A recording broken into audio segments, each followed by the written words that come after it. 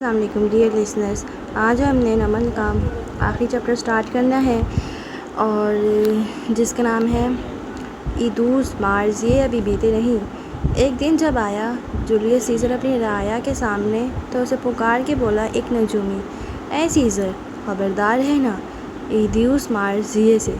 پوچھا سیزر نے مصاحبوں سے، کیا کہتا ہے یہ آدمی؟ بتایا کسی نے، یہ کہتا ہے کہ خبردار رہیے۔ مارس کی درمیانی تاریخ ایدوس مارس سے جب آئی مارچ کی 15 تاریخ اور داخل ہوا سیزر اپنے دربار میں تو نظر آیا اسے وہ نجومی۔ اس کو دیکھ کر بولا سیزر اطمینان سے مسکرا کے، ایدوس مارس یہ تو آ چکے ہیں۔ اس پہ کہا نجومی نے سر جھکا کر۔ وجہ فرمایا سیزر، وسط مارچ کے دن شروع ہو چکے ہیں مگر ابھی ختم نہیں ہوئے۔ ولیم شیکسپیئر کے ڈرامے جولیس سیزر سے ماخوذ، اور اب پھر اسی دن ایدوس مارس یہ یعنی مارچ کی 15 تاریخ کو ہی سیزر کو بروٹس اور دوسرے باغیوں نے قتل کیا تھا۔ رات کا اندھیرا ہر شے کو سالم نگل کر سادگی سے دنیا والوں کو دیکھ رہا تھا۔ سرونٹ روم میں اس کا بستر خالی تھا اور وہ گھر کی پچھلی طرف لگے درخت پہ چڑھ کر دیوار کے پار اتر رہی تھی۔ جیسے ہی وہ زمین پہ اتری، سرخ مفلر والا آدمی کسی کونے سے نکل کر سامنے آ کھڑا ہوا۔ جھنجھلائی ہوئی سی سیدھی ہوئی، اس درخت پہ چڑھتے اترتے میرے جسم پہ 10 بار زخم آتے ہیں، کیا تم مجھ سے کسی اور طرح سے نہیں مل سکتے؟ بات سنو لڑکی۔ وہ اندھیرے میں کھڑا تھا اور اس کے چہرے کے قد و خال نظر نہیں آتے تھے۔ تمہارے نام کا مطلب ہے پری چہرہ لڑکی، سفید جلد والی حسین لڑکی۔ تمہاری اپنے مالکوں سے غداری کے بدلے میں تمہیں جتنے پیسے میں دے رہا ہوں ان سے تم اپنے نام کی طرح خوبصورت زندگی گزارو گی۔ اس بات پہ اس کی آنکھیں چمکیں اور لبوں پہ مسکراہٹ در آئی۔ تمہاری یہی باتیں مجھے اچھی لگتی ہیں۔ پھر گردن کڑا کر بولی، بتاؤ اب مجھے کیا کرنا ہے؟ دشت ہستی میں شب غم کی سحر کرنے کو ہجر والوں نے لیا رخت سفر سناٹا۔ فارس ابھی ابھی لاؤنج میں داخل ہوا تھا اور بغیر تیمید کے اس نے وہ تکلیف دہ خبر سنائی تھی۔ لاؤنج میں سناٹا طاری ہو گیا، سب شل سے اسے دیکھے گئے۔ وہ اسی طرح کھڑا رہا۔ ہاشم نے اپنی ماں پہ؟ زمر کی آنکھیں پھٹی کی پھٹی رہ گئیں۔ حنین سے کچھ بولا نہیں گیا۔ ندرت نے منہ پہ ہاتھ رکھ لیا۔ اس کو حیا نہیں آئی؟ وہ اس کی ماں تھی۔ ان کا دل کانپا۔ کوئی اپنی ماں کے ساتھ ایسا کیسے کر سکتا ہے؟ بڑے ابا انگشتے بدناں تھے کیونکہ اس کی ماں نے اسے یہی سکھایا ہے۔ سعدی نے افسوس سے سر جھٹکا۔ میں اسی لیے ان کی اصلیت ہاشم کو نہیں بتانا چاہتا تھا، مجھے ڈر تھا وہ ان کو مار ڈالے گا۔ مارا ہی تو نہیں ہے ان کو اس نے، فارس پاٹ سے انداز میں کہہ کر کمرے کی طرف بڑھ گیا۔ زمر اٹھ کے اس کے پیچھے آئی۔ وہ کمرے میں آ کر چپ چاپ صوفے پہ بیٹھ گیا۔ تمہیں افسوس نہیں ہوا؟ وہ پوچھے بغیر نہ رہ سکی۔ فارس نے وہی بے تاثر نگاہیں اٹھا کر اسے دیکھا۔ ایک انسان ہونے کی حیثیت سے ہاں ہوا ہے۔ میں یہ چاہتا تھا کہ وہ اپنی ماں کو خود سزا دے۔ وہ دونوں میرے بھائی اور بیوی کے قاتل میں شریک جرم تھے۔ البتہ میں اسے اتنی صفاقی کی توقع نہیں کر رہا تھا، مگر یہ وہ عورت ہے جس نے نوشیروہ کی ایسی تربیت کی کہ وہ سعدی کو گولیاں مار کے چلا گیا، جس نے ہاشم کی تربیت ایسی کی کہ وہ ہماری زندگیاں اجارتا رہا، جس نے سعدی کے قتل کا حکم نامہ جاری کیا، تمہاری صحت کے ساتھ کھیلتی رہی۔ اس لیے پوچھو تو مجھے کوئی زیادہ افسوس نہیں ہے۔ میں نے کئی برس جن دنوں کا انتظار کیا، بالآخر وہ دن آ گئے ہیں۔ اس کی آواز سرد ہو گئی تھی۔ زمر اداسی سے اسے اسی طرح دیکھتی رہی۔ کیا انتقام پا کر سکون ملتا ہے فارس؟ وہ زخمی سا مسکرایا۔ تم نے وہ 3 قدیم چینی بددعائیں سن رکھی ہیں، خدا کرے تم جیو دلچسپ زمانوں میں، خدا کرے تمہیں اعلیٰ عہدوں پہ فائز لوگ پہچاننے لگیں، اور تیسری، اس نے گہری سانس بھری، خدا کرے تمہیں وہ مل جائے جس کی تمہیں تلاش تھی۔ یہ بددعائیں ہیں؟ پتہ نہیں، مگر مجھے لگتا ہے میری طرف آتی ساری بددعاؤں کی قبولیت کا وقت آن پہنچا ہے۔ اور وہ اٹھ گیا۔ کتنا شوق تھا مسز کاردار کو پلاسٹک سرجریز کروانے کا۔ باہر بیٹھی حنین خلا میں دیکھتی کہہ رہی تھی، اب ان کو ساری زندگی جانے کتنی سرجریز کروانی پڑیں گی۔ ایسا تو نہیں تھا، سعدی افسوس سے بولا تو سب نے اسے دیکھا۔ آنکھیں نکال کر۔ ابھی زمر کو لفٹ میں ڈبونے والے واقعے کو دن ہی کتنے ہوئے تھے؟ میں صرف اتنا کہہ رہا ہوں کہ وہ پہلے ایسا نہیں تھا۔ جب میں اس کی قید میں تھا تب وہ پچھتاتا تھا، اس کا دل ایسا نہیں تھا۔ اب وہ ہر حد پار کرتا جا رہا ہے۔ اور ترہم سے کہہ رہا تھا۔ حنین کے دل کے اندر کچھ آج بھی ڈوبتا تھا، شاید وہ یادیں تھیں، شاید کچھ اور۔ وہ ہمیشہ سے ایسا ہی تھا بیٹا، بڑے ابا نے تلخی سے مسکرا کے کہا۔ تم یہ نہ سمجھو کہ وہ شروع میں اچھا تھا۔ یاد کرو تب اس نے وارث کو قتل کروایا تھا۔ فرق صرف اتنا ہے کہ تب وہ پچھتانے والی باتیں کر کے تمہاری ہمدردی سمیٹ لیتا تھا۔ تمہیں لگتا تھا وہ ٹھیک ہو سکتا ہے، مگر اب اس نے سچ بولنا شروع کر دیا ہے، وہ کبھی نہیں بدلے گا۔ صادق خاموش ہو گیا۔ شیشے کی دیواروں والی قصر کاردار کی لائبریری یوں ہی یاد آ گئی تھی۔ جنہیں غرور تھا اپنی ستم گری پہ بہت۔ ستم تو یہ ہے کہ وہ بھی ستم رسیدہ ہوئے۔ ایک ہفتے بعد ہسپتال کے اس پرتعیش کمرے میں جا بجا پھول رکھے تھے۔ کوئی عزیز رشتہ دار ایسا نہ تھا جس نے پھول نہ بھجوائے ہوں۔ وہ جیسے خوشی کے پھول تھے۔ اب ملنے کوئی نہیں آ رہا تھا۔ پہلے 2 دن جو لوگ آئے سو آئے، اب سکوت تھا۔ جواہرات کے بیڈ کے آگے پردے گہرے تھے۔ نوشیروان اس طرف کھڑا تھا، سینے پہ بازو لپیٹے۔ وہ ان پھڑپڑاتے پردوں کو دیکھ رہا تھا۔ کبھی کسی درد سے وہ لیٹی نظر آ جاتی، آنکھیں چھت پہ جمی تھیں اور چہرہ پٹیوں میں جکڑا رہا تھا۔ اس کا صرف دایاں گال اور کان بچ پائے تھے، باقی چہرہ بائیں طرف اور سامنے سے جل گیا تھا۔ چل پھر سکتی تھی، کام کر سکتی تھی، مگر بینائی پہ اثر پڑا تھا۔ ناک غائب ہو گئی تھی، آنکھوں کا نور بھی بجھ سا گیا تھا۔ ان کو گھر کب لے جا سکتے ہیں؟ شیرو نے دھیمی آواز میں پیچھے کھڑی میری سے پوچھا۔ بہت جلد۔ کیا جو نقصان ہوا ہے وہ ٹھیک ہو سکے گا؟ نہیں سر، سرجری سے تھوڑا بہت فرق پڑے گا، باقی میڈم کو اب ان زخموں کے ساتھ ہی رہنا ہوگا، وہ ٹھنڈے انداز میں بتا رہی تھی۔ کیا کوئی بات کی انہوں نے تم سے؟ شیرو کی نظریں پردوں پہ جمی تھیں۔ وہ صرف ہاشم کا نام لیتی ہیں، ان کو پکارتی ہیں۔ ڈاکٹرز کا کہنا ہے کہ یہ وقتی صدمہ ہے، وہ جلد شوق سے نکل آئیں گی۔ شیرو نے گردن موڑ کر اسے دیکھا۔ تم جانتی تھی انہوں نے میرے باپ کو مارا، پھر بھی ہمیں نہیں بتایا؟ اس کی آواز میں دبا دبا غصہ اور کڑب ڈر آیا۔ ہاشم مجھ سے یہ بات پوچھ چکی ہے اور میں بتا چکی ہوں۔ میں ایک وفادار ملازمہ ہوں، اور جیسے کورٹ میں آپ کے اور ہاشم کے راز کی حفاظت کی، اسی طرح میڈم کے راز کی بھی حفاظت کی۔ اس تیزاب والے واقعے کے بعد جب سب ملازم استعفیٰ دے رہے ہیں، میں اسی لیے یہاں موجود ہوں، کیونکہ میں اب بھی مسز کاردار کی خدمت کرنا چاہتی ہوں۔ وہ اسے چند لمحے دیکھے گیا۔ کمرے میں پھولوں کی خوشبو میں کافور کی بو گھلنے لگی تھی۔ بھائی نے بہت ظلم کیا، مگر میں ممی کو معاف نہیں کر سکتا۔ اگر ڈیڈ مجھے آگ کر رہے تھے تب بھی ان کو میرے ڈیڈ کو قتل کرنا چاہیے تھا، نہیں کرنا چاہیے تھا۔ سن رہی ہیں آپ ممی؟ اس نے چہرہ پھڑپڑاتے پردوں کی طرف موڑا۔ ڈیڈ اس حالت میں مرے کہ وہ مجھ سے ناراض تھے، میں ان سے معافی نہیں مانگ سکا۔ میں ساری عمر اس گلٹ میں رہوں گا کہ میرا باپ مجھ سے ناراض تھا۔ وہ گیلی آنکھوں کے ساتھ الٹے قدم پیچھے ہٹنے لگا۔ اب عدالت مجھے جیل میں ڈال دے یا سولی چڑھا دے، میں دوبارہ آپ سے ملنے نہیں آ سکوں گا۔ باپ تو وہ میرا تھا، مگر منہ پہ آپ کے اب بھی ہاشم کا نام ہے۔ شیرو تو آپ کو یاد ہی نہیں۔ وہ پیچھے ہٹتا جا رہا تھا اور بستر پہ پٹیوں میں جکڑا وجود اسی طرح چھت کو دیکھ رہا تھا۔ ہونٹوں سے صرف ایک آواز نکل رہی تھی، کوئی ہاشم کو بلائے، میرے ہاشم کو۔ شیرو کے جانے کے بعد میری کاؤچ پہ بیٹھ گئی اور اطمینان سے میگزین کھول لیا۔ جن پر ستم تمام قفس کی فضا کے تھے، مجرم وہ لوگ اپنی شکست انا کے تھے۔ ہاشم کے بیڈ روم کی ساری بتیاں روشن تھیں اور وہ آئینے کے سامنے کھڑا ٹائی باندھ رہا تھا۔ اس کے پیچھے رئیس کھڑا کہہ رہا تھا، نیا اسٹاف آج سے کام شروع کر دے گا۔ چھوڑ جانے والے ملازموں کو میں نے سنبھال لیا ہے، یہ صرف گیس ہیٹر کا حادثہ تھا اور ہر جگہ یہی بتایا گیا ہے سر۔ وہ رکا۔ آپ کی مدر کے علاج کے لیے ڈاکٹرز نے، ہاشم نے جھٹکے سے ٹائی کی آخری گرہ کھینچی۔ میں پہلے ہی کہہ چکا ہوں کہ میرے باپ اورنگزیب کاردار کی بیوی کے علاج کے لیے تمام رقم کمپنی ادا کرے گی۔ اب مزید میں اس معاملے پہ کچھ نہیں سننا چاہتا، اس نے درشتی سے کہتے ہوئے کالر سیدھے کیے۔ رئیس خاموش ہو گیا۔ اس غیر شناسہ نمبر سے پھر میسج آیا سر؟ 2 روز پہلے آیا تھا۔ وہ سعدی کو دہشت گرد ثابت کرنے کے لیے ہماری کوششوں پہ خوش تھے۔ میں نہیں جانتا وہ لوگ سعدی کو دہشت گرد کیوں ثابت کروانا چاہتے ہیں، لیکن اتنا یقین ہے کہ وہ ہماری قابلیت جانچ رہے تھے۔ وہ ہمارے ساتھ کام کرنے کا خواہشمند لگتا ہے۔ رئیس نے کوٹ اٹھا کر اس کی پشت پہ کیا تو وہ اس میں بازو ڈال کر اسے پہننے لگا۔ سر، میں نے کورٹ روم والے آدمی کا، وہ چشمے والے آدمی، اس کا پیچھا کیا تھا، مگر وہ ہر دفعہ چکمہ دے کر نکل جاتا ہے۔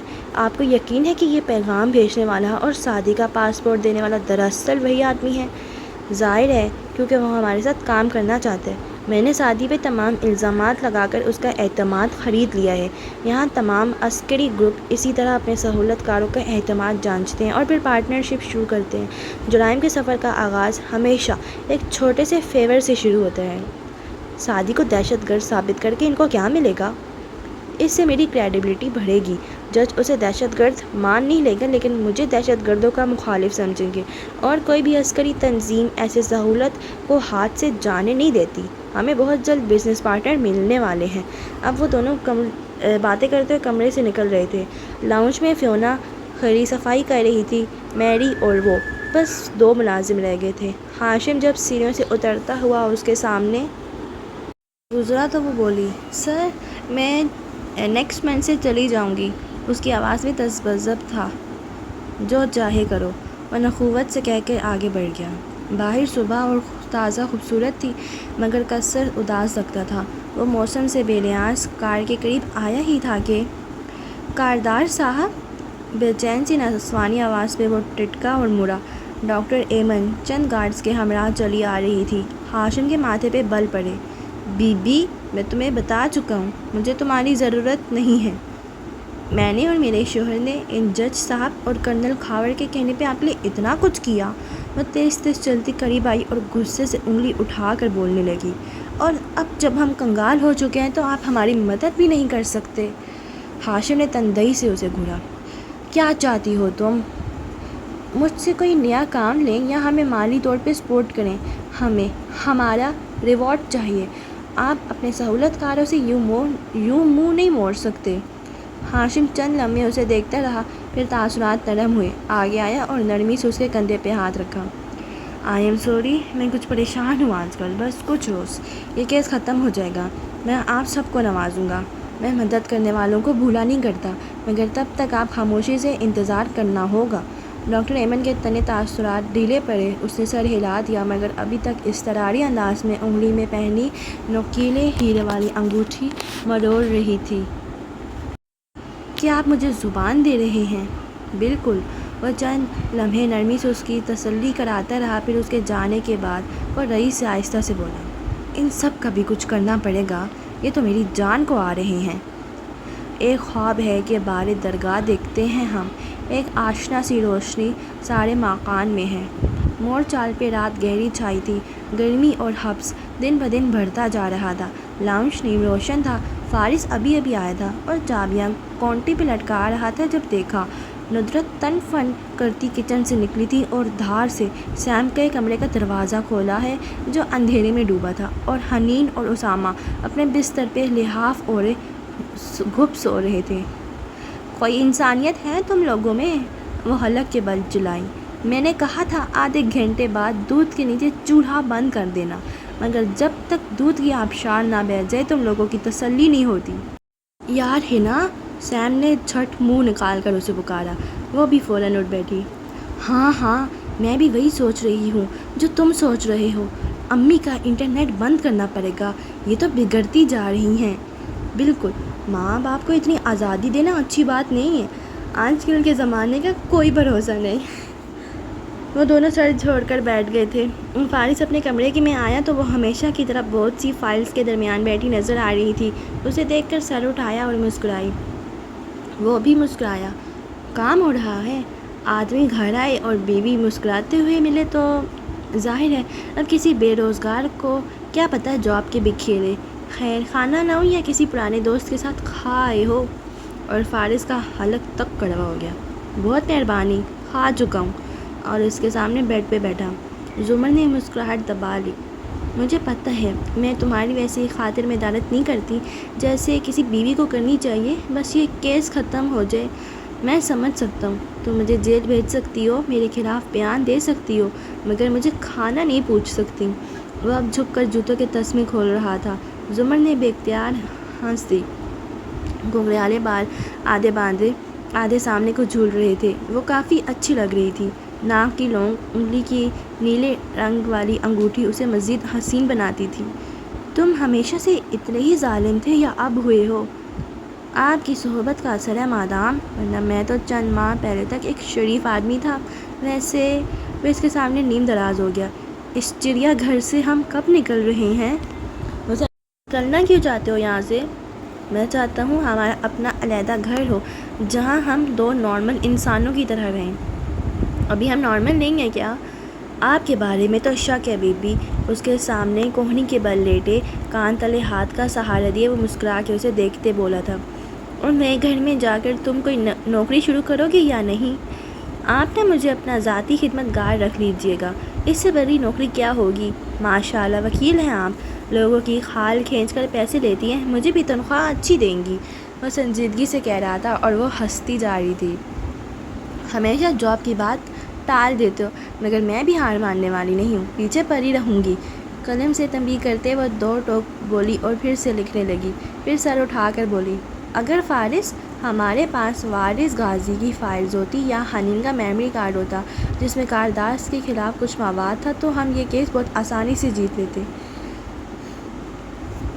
ہمارے پاس ایک انتہائی قابل وکیل ہے جو بے شک انتہائی بے مروت اور شفاف واقع ہوئی ہے، مگر میں اچھی امید رکھتا ہوں اور اب بہت ہو چکا تھا۔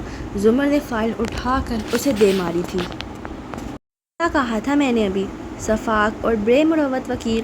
فارس نے فائل پکڑ کر سامنے سے ہٹائی اور افسوس سے سر جھٹکا۔ وہ ہنس کر سر جھٹکتی دوبارہ سے کام کرنے لگی۔ آسمانوں سے فرشتے جو اتارے جائیں وہ بھی اس دور میں سچ بولیں تو مارے جائیں۔ کمرہ عدالت میں ہمیشہ سے زیادہ گھٹن تھی، کم از کم آج کے دن موسم ثانوی شے بن کر رہ گیا تھا۔ کیا بادلوں کی سیاہی اور کیا درختوں کا سبزہ، سب بے اثر تھا۔ لوگ آ رہے تھے، نشستیں بھرتی جا رہی تھیں، آوازیں، شور، حرکت۔ دفاع کی کرسیوں پہ رش کم تھا۔ چند ایک کاروباری دوستوں کے ہمراہ ہاشم اور نوشیروان موجود تھے۔ شیرو سیاہ سوٹ میں ملبوس تھا اور چہرہ سفید پڑ رہا تھا۔ ہاشم البتہ ٹانگ پہ ٹانگ جمائے بیٹھا اطمینان سے مسکرا رہا تھا، طنزیہ سرد مسکراہٹ۔ استغاثہ کی کرسیوں پہ ان کا سارا خاندان یوں اکٹھا ہو جاتا جیسے کوئی تہوار ہو۔ وہ بنی اسرائیل کی مانند ایک جھوتا لگا رہے تھے۔ فارس جینس کی جیبوں میں ہاتھ ڈالے کھڑا مسکرا کے کھڑی سارا کی بات سن رہا تھا، جو سر پہ سفید دوپٹہ اوڑھے ہری آنکھوں سے مسکراتی ہوئی اپنی بیٹیوں کی کوئی بات بتا رہی تھی۔ زمر کرسی پہ بیٹھی، گھنگریالے بال آدھے باندھے، بدستور فائلوں پہ جھکی تھی اور سیاہ ڈریس شرٹ میں ملبوس ساتھی اس کے کندھے پہ جھکا اس کے ساتھ ہی کاغذات پڑھنے میں لگا تھا۔ شاید کوئی نکتہ مل جائے جو کیس کو لمبا کر سکے، کچھ وقت گواہ ڈھونڈنے کا اور مل جائے۔ ندرت ایک کرسی پہ بیٹھی تسبیح والے دانے گراتی منہ میں کچھ پڑھ رہی تھی۔ ایسے میں حنین اور اسامہ سرگوشی میں باتیں کر رہے تھے۔ ہنا، اگر ہم ہار گئے تو؟ اور اگر ہم جیت گئے تو؟ وہ چہک کر بولی تھی۔ پچھلی نشستوں پہ موجود تماشائی اور رپورٹرز مرعوب اور کچھ تنقیدی نظروں سے اس خاندان کو دیکھ رہے تھے۔ وہ سب ایک ساتھ کھڑے، ایک جتھے کی صورت، دور بیٹھے قیمتی ملبوسات اور مصنوعی مسکراہٹوں والے کارداس اور ان کے دوستوں سے زیادہ متاثر کن لگ رہے تھے۔ جنگیں لڑ کر آیا خاندان، زخموں کو اپنے ہاتھوں سے بغیر نشہ لیے سی کر آیا خاندان، پانی میں ڈوب کر ڈر اور خوف ختم کر کے آیا خاندان، ظالم کے خوف سے ایک دوسرے کو چپ کروا کے چھپ جانے کی بجائے انصاف اور انتقام کی ایک طویل جنگ لڑ کر آیا خاندان۔ وہ یوں کھڑے تھے، اٹھی گردنوں اور فاتحانہ مطمئن مسکراہٹوں کے ساتھ۔ لگتا تھا کہ آج وہ انصاف سے کسی کم شے پہ راضی نہیں ہوں گے۔ وہ ایک دوسرے سے مختلف تھے اور ایک دوسرے سے ہزار اختلافات رکھتے تھے، مگر وہ ظلم کے خلاف کھڑے ہو کر ایک اونچی دیوار لگنے لگے تھے۔ کیا استغاثہ کے پاس کوئی مزید گواہ ہے؟ جج صاحب کی آمد کے ساتھ ہی خاموشی چھا گئی اور انہوں نے پہلا سوال یہی پوچھا۔ زمر اٹھ کھڑی ہوئی۔ یور آنر، ہمارا گواہ ملک سے باہر ہے، ہم چاہتے ہیں کہ ہمیں ایک تاریخ اور دی جائے۔ سیریسلی مسز زمر؟ جج صاحب نے تحیر سے اسے دیکھا۔ ڈیلائنگ ٹیکٹکس، ہاشم نے بلند سا تبصرہ کیا۔ مسز زمر، جج صاحب کی آواز میں سرزنش تھی، آپ کے پاس ابھی گواہ ہے یا نہیں؟ یور آنر، کاردار صاحب نے گواہوں کو غائب کروا دیا ہے، مگر آبجیکشن یور آنر، مسز زمر بغیر ثبوت کے الزام لگا کر خود ہی ٹیسٹیفائی کر رہی ہیں۔ وہ بیٹھے بیٹھے بولا تھا۔ آپ کے پاس گواہ ہے یا نہیں؟ جج صاحب نے زور دے کر پوچھا۔ نہیں یور آنر، لیکن اگر عدالت وزارت داخلہ کو حکم دے تو ہمیں گواہ کو ڈھونڈنے میں مدد مل سکتی ہے، اور مسز عمر، عدالت اپنی حدود میں رہ کر کام کرتی ہے۔ ثبوت لانا جج کا نہیں، استغاثہ کا کام ہوتا ہے۔ اگر آپ کے پاس کچھ پیش کرنے کو نہیں ہے تو ہم آج اس کیس کا فیصلہ کر دیں گے۔ وہ قدرے ناگواری سے کہہ رہے تھے۔ سب خاموشی سے دم سادے، کبھی زمر کو دیکھتے، کبھی جج صاحب کو۔ یور آنر، اگر آپ ہمیں ایک موقع اور دیں تو آپ عدالت کا وقت ضائع کر رہی ہیں۔ آپ تمام ثبوت اور گواہ پیش کر چکی ہیں، اب بہت ہو گیا۔ انہوں نے اپنے قدرے نرمی سے اشارہ کیا اور فائل کھول لی۔ زمر نے گہری سانس لی، فیصلے کی گھڑی آ پہنچی تھی۔ عدالت فیصلہ سنانے کے لیے تیار ہے۔ جج صاحب کا یہ کہنا تھا کہ سب نشستوں سے اٹھ گئے۔ دونوں فریق اب برابر کھڑے تھے اور جج صاحب اوپر اونچے چبوترے پہ بیٹھے اینک لگائے کاغذ سے پڑھ کر کہہ رہے تھے۔ سرکار بنام نوشیروان کاردار میں مدعی سعدی یوسف نے نوشیروان کاردار اور نوشیروان کاردار ولد اورنگزیب کاردار ہاشم نے تھوک نکلی کے اوپر اقدام قتل، تشدد، اغوا اور حبس بے جا میں قید رکھنے کا الزام لگا تھا، جو کہ تعزیرات پاکستان آرٹیکل 307، 360، 350 کے تحت آتے ہیں۔ فارس سب سے پیچھے کھڑا تھا، سب کی طرح وہ بھی بھنوئے بیچے سانس روکے سن رہا تھا، البتہ گردن بھی گھما لیتا تھا، چشمے والا آنچ نہیں آیا تھا۔ عدالت نے ان سنگین الزامات کو دیکھتے ہوئے ان کے اوپر کارروائی شروع کی اور دونوں فریقین کو اپنے اپنے ثبوت اور گواہ لانے کا حکم دیا۔ جج صاحب پڑھتے ہوئے گائے بگائے ان کو بھی دیکھ لیتے جو دم سادے سن رہے تھے۔ اسامہ بور ہو رہا تھا۔ ڈراموں میں تو ایک ہی فقرے میں فیصلہ کر دیتے تھے، یہ اتنی لمبی تقریر کیوں کر رہے ہیں؟ استغاثہ نے ڈاکٹر سارہ غازی کو عدالت میں عینی شاہد کے طور پہ پیش کیا۔ سارہ نے نروس سے انداز میں کان کے پیچھے بال ارسے۔ سعدی یوسف کی بہن نے گواہی دی کہ ملزم کے بھائی نے ان کے سامنے اعتراف کیا تھا، مگر اسی واردات کے دوسرے مبینہ ملزم نیاز بیگ نے گواہی دی کہ اس نے سعدی کو گولی ماری ہے، البتہ اس کے بیانات میں تضادات سے یہ معلوم ہوتا ہے کہ وہ قابل بھروسہ نہیں ہے۔ سعدی نے بے چینی سے پہلو بدلا۔ ملزم کے ملازموں اور گھر والوں کے بیانات استغاثہ کے دعووں سے بالکل برعکس تھے، اور وہ قابل اعتبار تھے یا نہیں، ہمیں یہاں فیصلہ یہ کرنا ہے کہ کیا عینی شاہد کا بیان قابل بھروسہ ہے۔ سب کی سانسیں رک رک کر چل رہی تھیں، دل بندھے ہوئے تھے۔ ڈاکٹر سارہ صرف اقدام قتل کی گواہ ہیں، اغوا اور حبس بے جا میں رکھنے کا استغاثہ نے کوئی گواہ پیش نہیں کیا۔ میری اینجیو کو کولمبو کی کسی جیل میں سعدی کے ساتھ رکھا تھا۔ جواہرات کاردار وہاں سعدی سے ملنے گئی تھی۔ آبدار عبید کی وہاں سعدی سے ملاقات ہوئی تھی۔ ان باتوں کے حق میں کوئی گواہ یا ثبوت نہیں پیش کیا گیا۔ اعلیٰ واردات سے ملزم کے تعلق کا کوئی ثبوت پیش نہیں کیا گیا، اس لیے سارا کیس آخر میں عینی شاہد ڈاکٹر سارہ کی گواہی کے گرد آ کھڑا ہوتا ہے۔ وہ سانس لینے کو رکے، بہت سے حلق خشک ہو رہے تھے، ہاشم لب کاٹ رہا تھا، نوشیروان کا چہرہ سفید پڑ رہا تھا، سعدی کو پسینے آ رہے تھے۔ اپنی باری پہ ثابت کرنے کی کوشش کی کہ سعدی یوسف ایک دہشت گرد ہے، مگر اس کا کوئی ٹھوس ثبوت نہیں دیا گیا کہ یہ 9 ماہ سعدی نے دہشت گردوں کے ساتھ گزارے۔ عدالت سعدی یوسف کے اس دعوے سے اتفاق کرتی ہے کہ اس کو واقعی اغوا کیا گیا اور حبس بے جا میں رکھا گیا، گو کہ سعدی یوسف کی واپسی کے بارے میں اور وہاں ہوئے چند واقعات جیسے 2 افراد کا سیلف ڈیفنس میں قتل خود سعدی یوسف کے کردار کو بھی مشکوک بناتا ہے، مگر یہ باتیں اس کیس کے دائرہ کار سے باہر ہیں۔ عدالت میں استغاثہ کا کام یہ ثابت کرنا تھا کہ اغوا کرنے والا اور گولی مارنے والا ایک شخص نوشیروان کاردار تھا۔ استغاثہ ملزم کے گواہوں جیسے کاردار صاحب کی سیکریٹری حلیمہ یا ملازمہ میری اینجیو کو جھوٹا ثابت کر دے، تب بھی کیا نوشیروان حملہ آور اور اغوا کار ثابت ہوتا ہے؟ اگر سعدی 21 مئی کو ہاشم کاردار کے آفس گیا بھی تھا تو اس سے یہ ثابت نہیں ہوتا کہ کئی گھنٹے بعد اسے گولیاں نوشیروان نے ہی ماری۔ آفس میں تو نہیں مارا گیا تھا نا سعدی کو۔ گھوم پھر کے ہم واپس ڈاکٹر سارا کی گواہی کی طرف آ کے رک جاتے ہیں۔ اب تو دل کی دھڑکنیں بھی رک گئی تھیں۔ ڈاکٹر سارا ایک طرف ایک پروفیشنل سائنسدان ہے اور اعلیٰ عہدے پہ فائز ہیں۔ ایسے عہدے انسان کو باہمت اور بہادر بناتے ہیں۔ اس کے باوجود انہوں نے 1 سال تک ایسا کوئی بیان نہیں دیا جس سے یہ ظاہر ہو کہ وہ عینی شاہد ہیں۔ ان کا بیان آخری وقت آیا اور اگر اس کو درست مان لیں تو یہ بات کہ وہ ذہنی سکون کے لیے دواؤں کا استعمال کرتی ہیں، سائیکیٹرسٹ کے پاس زیر علاج ہیں اور سعدی کی صرف باس بلکہ رشتہ دار بھی ہیں، یہ بات ان کی گواہی کو جانبدار بنا دیتی ہے اور کیس میں شک پیدا ہو جاتا ہے اور قانون کہتا ہے کہ شک کا فائدہ ملزم کو دیا جائے۔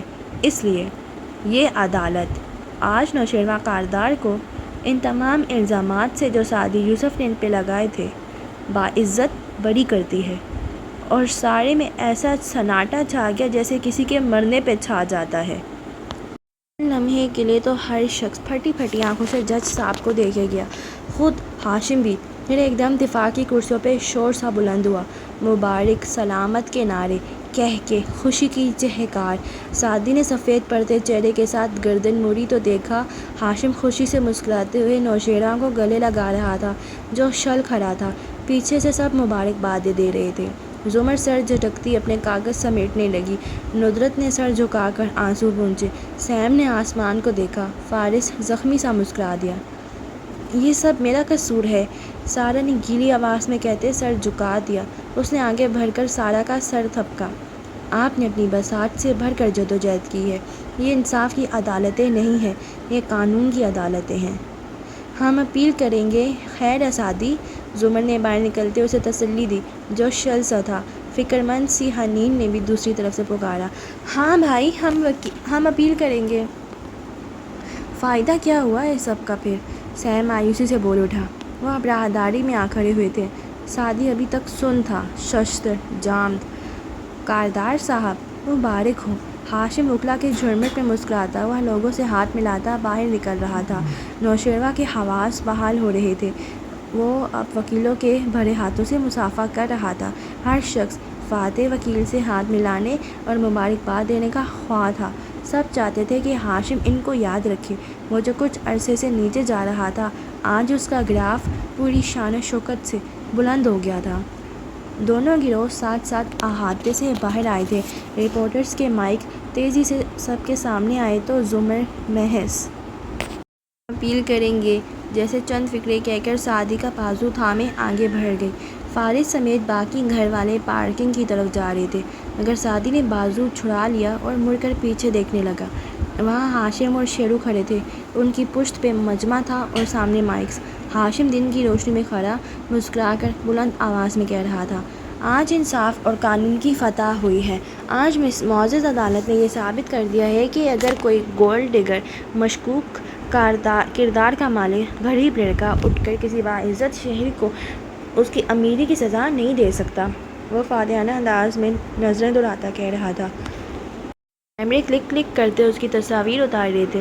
ساتھ کھڑے شیرو کی نظر سعدی پہ پڑی تو وہ نظریں چرا گیا۔ وہ خود بھی اتنا ہی بے یقین تھا جتنا کہ سعدی۔ سعدی یوسف نے کیس کے دوران متعدد بار ہم سے بھاری رقم کا مطالبہ کیا مگر ہم جانتے تھے کہ عدالت میں فتح سچ اور حق کی ہی ہوگی۔ ہم ان وکلاء میں سے ہیں جنہوں نے چیف جسٹس کی بحالی اور عدلیہ تحریک کے لیے قربانیاں دی تھیں۔ ہم نے اس ملک میں جمہوریت کی بقا کے لیے قربانیاں دی ہیں۔ اب وہ زمانے چلے گئے جب لالچی لوگ اس طرح غریب کارڈ کھیلتے ہیں، اب عدالتیں آزاد ہیں۔ چلو سعدی۔ زمر اسے کوہنی سے کھینچنے کی کوشش کر رہی تھی مگر اس نے پھر سے بازو چھڑا لیا اور پتلیاں سکیرے ہاشم کو دیکھے گیا۔ فارس آدھے راستے سے مڑ کر واپس آیا اور برہمی سے اسے پکارنے لگا، سعدی کیا کر رہے ہو؟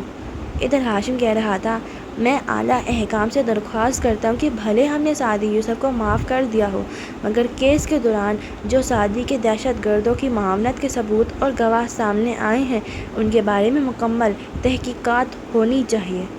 کاردار صاحب، آپ کے اپنے ہی بھائی نے آپ کی کمپنی کے خلاف پریس کانفرنس کی تھی اور پیپر شائع کیا تھا جس سے آپ کی کمپنی کو کافی نقصان ہوا ہے، اس بارے میں کیا کہیں گے؟ اسی سے آپ اندازہ لگا لیں گے اتنا سچا اور مخلص انسان کسی کو گولی مار سکتا ہے۔ وہ شیرو کی طرف اشارہ کر کے ترکی بہ ترکی بولا، کاردار صاحب، آپ اپنی والدہ کے حادثے کے بارے میں کیا کہیں گے؟ مگر وہ سوال مکمل ہونے سے پہلے ہی ابھی کے لیے اتنا ہی کافی ہے کہہ کر مسکراتے ہوئے آگے آنے لگا۔ رپورٹرز بکھرنے لگے اور وہ دونوں بھائی جھرمٹ میں راستہ بناتے ہوئے اس طرف آنے لگے۔ سعدی اسی طرح کھڑا تھا، اس کا تنفس تیز ہو رہا تھا، ہاتھ کانپ رہے تھے، چہرہ دھوپ کی تمازت سے سرخ پڑ رہا تھا۔ وہ سامنے سے آتے فاتح ہجوم کو دیکھ کر چلایا تھا، جھوٹ بول رہے ہو تم لوگ۔ ہاشم نے دھوپ کے باعث ماتھے پہ ہاتھ کا چھجا بنا کر مسکرا کے اسے دیکھا۔ رپورٹرز اب اس طرف گھوم گئے تھے۔ اللہ قہر نازل کرے تم پہ، اللہ غارت کرے تمہیں۔ کیمرہ دھڑا دھڑ سعدی کی تصاویر اتار رہے تھے، ویڈیو بنا رہے تھے۔ ہاشم مجمع کی طرف گھوما اور تبصرے کے ایسے انداز میں کہنے لگا، شکست کے بعد بہت سے لوگوں کو نفسیاتی امراض کے ہسپتالوں میں داخلے کی ضرورت ہوتی ہے۔ مجھے افسوس ہے اس بچے کے لیے، لیکن میں نے اس کے جھوٹوں کے لیے اس کو معاف کیا۔ ہاشم پھر سے چلنے لگا اور وہ اسی طرف آ رہا تھا۔ اسے آگے بڑھنے کے لیے سعدی کے پاس سے گزرنا تھا اور سعدی مٹھی بھینچ کر آگے بڑھا کہ اس کے منہ پہ دے مارے، مگر فارس نے پیچھے سے اس کو کونی اور بازو سے جکڑ لیا۔ چلو یہاں سے، وہ دبے دبے سختی سے بولا تھا۔ وہ تمہیں اکسا کر تماشا کرنا چاہتا ہے، چلو یہاں سے۔ ہاشم اب مسکراتا ہوا قریب آ چکا تھا۔ آخری بات پہ بھی سعدی نہ رکتا اگر فارس اسے زبردستی کھینچتا ہوا وہاں سے نہ لے جاتا۔ ساتھ ہی وہ اس کو ڈانٹ بھی رہا تھا۔ کیا کر رہے تھے تم؟ اس کو مکہ مارتے تو وہ اقدام قتل کا مقدمہ کر دیتا اور اس کے پاس ثبوت بھی ہوتے اور گواہ بھی۔ وہ یہی تو چاہتا ہے۔ سعدی لڑکھڑاتے قدموں سے چلنے لگا۔ چلتے چلتے کندھا جھٹک کر اس نے بازو چھڑا لیا۔ چہرہ سرخ تھا، آنکھوں میں پانی تھا۔ سب گھر والے کار پارکنگ میں رکے کھڑے تھے۔ اس نے کسی کو نہیں دیکھا، کسی سے بات نہیں کی، بس آگے بڑھتا گیا۔ نوشیروان اور ہاشم کافی دیر بعد اپنی اپنی کار کے سامنے آ کھڑے ہوئے تھے۔ مبارکبادوں اور تعریفوں کو سمیٹنے میں وقت لگا تھا۔ نوشیروان اب سنبھل چکا تھا اور صرف سنجیدہ دکھائی دیتا تھا۔ ہاشم نے مسکرا کے اسے دیکھا اور بولا، تم آزاد ہو، آج سے نئی زندگی شروع کر سکتے ہو۔ آپ کو یقین تھا ہم جیت جائیں گے؟ اگر میں شروع میں اسے نہیں لڑنا چاہتا تھا تو اس لیے کہ ہم بدنام ہوں گے، کاروبار کو نقصان پہنچے گا، مگر مجھے معلوم تھا کہ یہ کیس وہ نہیں جیت سکتا۔ قتل کرنا آسان ہے شیرو، اسے ثابت کرنا بہت مشکل۔ اس نے مسکرا کے شیرو کا شانہ تھپکا۔ نوشیروان جواباً اس کے گلے لگ گیا۔ مجھے بچانے کا شکریہ بھائی، اس کے کان کے قریب شیرو بولا تھا، مگر مجھے افسوس ہے کہ دوسروں کی طرح میں نے بھی آپ کو استعمال کیا۔ یہ جو ٹوٹی ہوئی ہینڈ پیس میں آپ کی جیب میں ڈال رہا ہوں، یہ وہ ہے جس کا ایئر بڈ آپ دار نے اس روز توڑ کر جھوٹ بولا تھا کہ وہ بگ ہے۔ ایک ہاتھ سے اس کی جیب میں ٹوٹی ہوئی تاریں ڈالتے وہ دھیرے سے زہر اس کے کانوں میں انڈیل رہا تھا۔ زمر کو اس نے نہیں، میں نے بچایا تھا۔ جس جرم کی آپ نے اس کو سزا دی وہ اس نے کیا ہی نہیں تھا۔ یہ کہہ کر وہ اس سے الگ ہوا تو دیکھا ہاشم کی تلخ مسکراہٹ ویسی ہی تھی۔ میرے بیوقوف بھائی، اس نے شیرو کے شانے پہ ہاتھ رکھ کر دباؤ ڈالا تو سرد سی لہر اس کی ریڑھ کی ہڈی میں دوڑتی گئی۔ تمہیں لگتا ہے مجھے یہ نہیں معلوم؟ تم ہمیشہ بیوقوف رہو گے شیرو۔ اس کو لفٹ کا علم پہلے سے تھا، یہ دیکھ کر ہی مجھے معلوم ہو گیا تھا کہ یہ تم نے کیا ہے۔ میں نے تم سے پوچھا بھی تھا، تم نے انکار کر دیا، لیکن میں تمہارے ساتھ وہ نہ کرتا جو آبی کے ساتھ کیا۔ میں نے اس کو اس لیے مارا کیونکہ وہ مجھے اکسا رہی تھی، وہ خود اپنا قتل چاہتی تھی۔ وہ پیپر نائف سے مجھے نہیں مار سکتی تھی، وہ صرف چاہتی تھی کہ میں اسے مار ڈالوں۔ میں نے اس کی خواہش پوری کی، میں نے اس پہ احسان کیا۔ اس کا جرم وہ تمام دھوکے تھے جو وہ مجھے اس سے پہلے دے چکی تھی۔ مجھے اب کسی شے کا کوئی پچھتاوا نہیں ہے اور میں تمہارا کیس تمہیں بچانے کے لیے نہیں لڑتا رہا، صرف اپنے نام کو کلیئر کرنے کے لیے لڑتا رہا ہوں۔ نوشیروان شل سا ہو گیا۔ یہ عدالتی دھچکے سے زیادہ بڑا دھچکا تھا۔ اگر وہ اپنے الزام اپنے سر نہ لیتی، میرے ساتھ کیا کرتے آپ؟ وہی جو اب کرنے جا رہا ہوں۔ وہ زخمی سا مسکرایا۔ ہم دونوں الگ الگ گاڑیوں میں واپس جائیں گے، الگ زندگیوں کی طرف۔ سونیا کے ساتھ میں قصر سے شفٹ ہو رہا ہوں، تم اور تمہاری ماں وہاں رہ سکتے ہو۔ پھر ایک ملامتی مسکراہٹ کے ساتھ اسے چند لمحے دیکھتا رہا۔ تم سب نے مجھے تباہی کی طرف دھکیلا ہے شیرو، تم ممی، سعدی، شہری، آبی، تم سب سے محبت کی تھی میں نے، تم سب نے مجھے میری محبت کی سزا دی، کہہ کر اس نے سن گلاسز آنکھوں پہ چڑھائے، ان کی سرخی اور نمی چھپا لی اور کار میں بیٹھ گیا۔ کالا شیشہ بند ہو گیا تو شیری اسے دیکھنے کے قابل بھی نہ رہا۔ چند لمحے وہاں سے دو کاریں دو الگ راستوں پہ روانہ ہوئی تھیں اور عدالت کی اونچی عمارت کی قدیم دیواریں خاموشی سے اپنے جہنمی شور کو سنتی رہی تھیں۔ دیکھا نہ کسی نے میری سمت پلٹ کر، محسن میں بکھرتے ہوئے شیشوں کی صدا تھا۔ وہ کن قدموں سے گھر پہنچا اسے معلوم نہ تھا۔ سب خاموشی سے اندر آئے، صرف وہ تیزی سے آگے بھاگتا گیا تھا۔ کمرے میں آ کر اس نے دروازہ لاک کر دیا۔ پردے گرے تھے اور دوپہر کے باوجود روشنی نہ تھی۔ اسٹڈی ٹیبل پہ قانون کی کتابیں رکھی تھیں۔ سعدی چند لمحے گلابی پڑتی آنکھوں سے ان کتابوں کو دیکھتا رہا۔ میں سچ بول رہا تھا۔ اس نے موٹی کتاب اٹھا کر زور سے دیوار پہ دے ماری۔ میں سچ بول رہا تھا۔ اس نے بوٹ کی ٹھوکر سے میز لڑکا دی۔ اسٹڈی لیمپ نیچے آ گیا۔ فرش سے ٹکرا کر بلب چکنا چور ہو گیا۔ میں سچ بول رہا تھا۔ وہ اب ریک میں رکھی کتابیں نکال کر زمین پہ پھینک رہا تھا۔ اس کی آنکھوں سے آنسو گر رہے تھے۔ میں سچ بول رہا تھا۔ وہ روتے ہوئے گھٹنوں کے بل زمین پہ گرتا گیا، سر جھکائے، آنکھیں سختی سے نیچے۔ وہ پھوٹ پھوٹ کر رو رہا تھا۔ سامنے کتابوں کا ڈھیر لگا پڑا تھا جن میں ہزاروں قوانین اور دستور درج تھے۔ میں سچ بول رہا تھا۔ اس نے گیلی آنکھیں کھولی، پھر غصے اور بے بسی سے ایک کتاب اٹھائی اور کھول کر صفحہ پھاڑنے چاہے، مگر ہاتھ کانپ گئے۔ وہ یہ نہیں کر سکتا تھا۔ میں سچ بول رہا تھا۔ وہ سیاہ جلد والی سیاہ و سفید کی مالک کتابوں کے سامنے اکڑ بیٹھا تھا اور سر گھٹنے میں دیے بچوں کی طرح رو رہا تھا۔ مگر کیا فائدہ ہوا سچ بولنے کا، سچ کے لیے لڑنے کا؟ باہر سب خاموشی سے اس کی توڑ پھوڑ اور ابسکے کی آواز سن رہے تھے، مگر ایک دوسرے سے نظریں چرائے ہوئے تھے۔ بڑے ابا نے کسی سے کچھ نہ پوچھا تھا۔ چہرے بتا رہے تھے کہ جو انصاف مانگنے گئے تھے وہ مصلحتوں میں لپٹے نظرِ صورت جیسے فیصلے کو اٹھا لائے تھے۔ ادھر اپنے آفس کی راہداری میں تیز تیز چلتے ہاشم نے رئیس سے پوچھا، آخری کارڈ کھیلنے کا وقت آ گیا ہے، پارٹی کی تیاری مکمل ہے؟ جی سر، سب تیار ہے۔ اچھا، میں نیا گھر دیکھنے جا رہا ہوں، انٹیریئر ڈیزائنر نے آج کام ختم کر لینا تھا، کیا وہ ہو گیا؟ وہ سیل فون دیکھتے تیز قدم اٹھا رہا تھا۔ زندگی کی مصروفیات پھر سے شروع ہو چکی تھی۔ یس سر، آپ کس سلسلے میں بزی تھے؟ آپ کیس کے سلسلے میں بزی تھے؟ میں نے اس کو سنبھال لیا تھا۔ تم نے نہیں؟ اس نے مسکرا کے ٹوکا۔ میں نے۔ ہاشم نے سنبھالا ہے ہر شے کو اور آگے بڑھ گیا۔ ناشناسائی کے موسم کا اثر تو دیکھو، آئینہ خال و قد، آئینہ گر کو ترسے۔ اس تپتی صبح لگتا تھا سارے شہر پہ سونے کا ملمہ چڑھا دیا گیا ہو، شاید زمین کے اندر بڑے بڑے جہنم دہک رہے تھے جس سے اوپر چلنے والے بے خبر تھے۔ ایسے میں ہسپتال کی مرمری راہداری میں وہ دونوں چلتے جا رہے تھے۔ زمر سبز رنگ کے لباس میں ملبوس تھی اور سن گلاسز بالوں پہ ٹکا رکھے تھے۔ فارس سیاہ شرٹ پہنے، ہاتھ پینٹ کی جیبوں میں ڈالے چلتے ہوئے کہہ رہا تھا، تم واقعی ان سے ملنا چاہتی ہو؟ ایک دروازے کے سامنے وہ رک گئے اور مڑ کر اسے دیکھا۔ تم اپنی آنٹی سے نہیں ملو گے؟ میرا دل تمہاری طرح نہیں ہے، میں ابھی کچھ نہیں بھولا، وہ سنجیدگی سے کہہ کر وہیں رک گیا۔ زمر گہری سانس لے کر آگے بڑھ گئی۔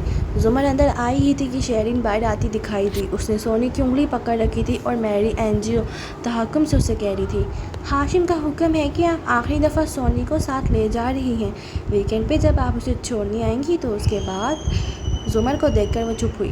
شیری نے بھی دیکھا تو سر جھٹک کر سونی کو لیے آگے بڑھ گئی، میک اپ اور ڈائمنڈ جیولری پہنے کھڑی۔ میری نے ملکہ کی شان سے گردن کڑا کے اسے مخاطب کیا، خوش آمدید مسز زمر، اندر آئیے، مسز کاردار آپ کا انتظار کر رہی ہیں۔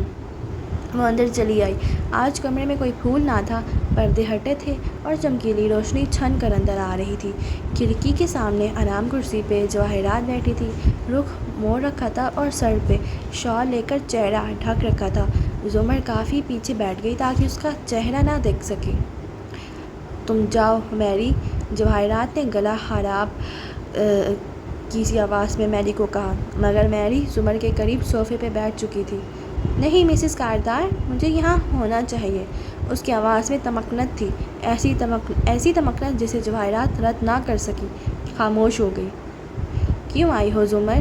وہ باہر دیکھتے ہوئے آزردہ سی ہو کر پوچھنے لگی۔ آپ کی خیریت لینے آئی تھی۔ توقف کیا۔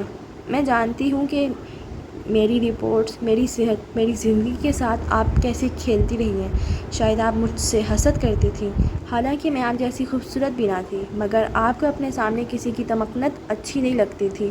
بہرحال اس نے سر جھٹک کر گہری سانس لی۔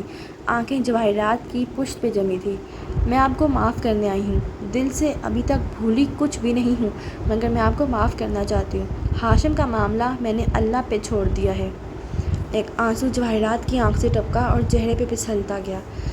میں نے تم جیسے بہت سے لوگوں کو اجارا ہے زمر، مجھے کون معاف کرے گا؟ آپ معافی مانگ لیں، یہی اہم ہے۔ ہاشم مجھے معاف نہیں کرے گا، شیرو مجھے معاف نہیں کرے گا، اب کچھ پہلے جیسا نہیں ہوگا۔ ہاشم سے کہو مجھے معاف کر دے، مجھ سے ملنے آ جائے۔ میں یہ نہیں کر سکتی مسز کاردار، مگر میں آپ کو اپنے اوپر کیے گئے تمام مظالم کی قید سے آزاد کرتی ہوں۔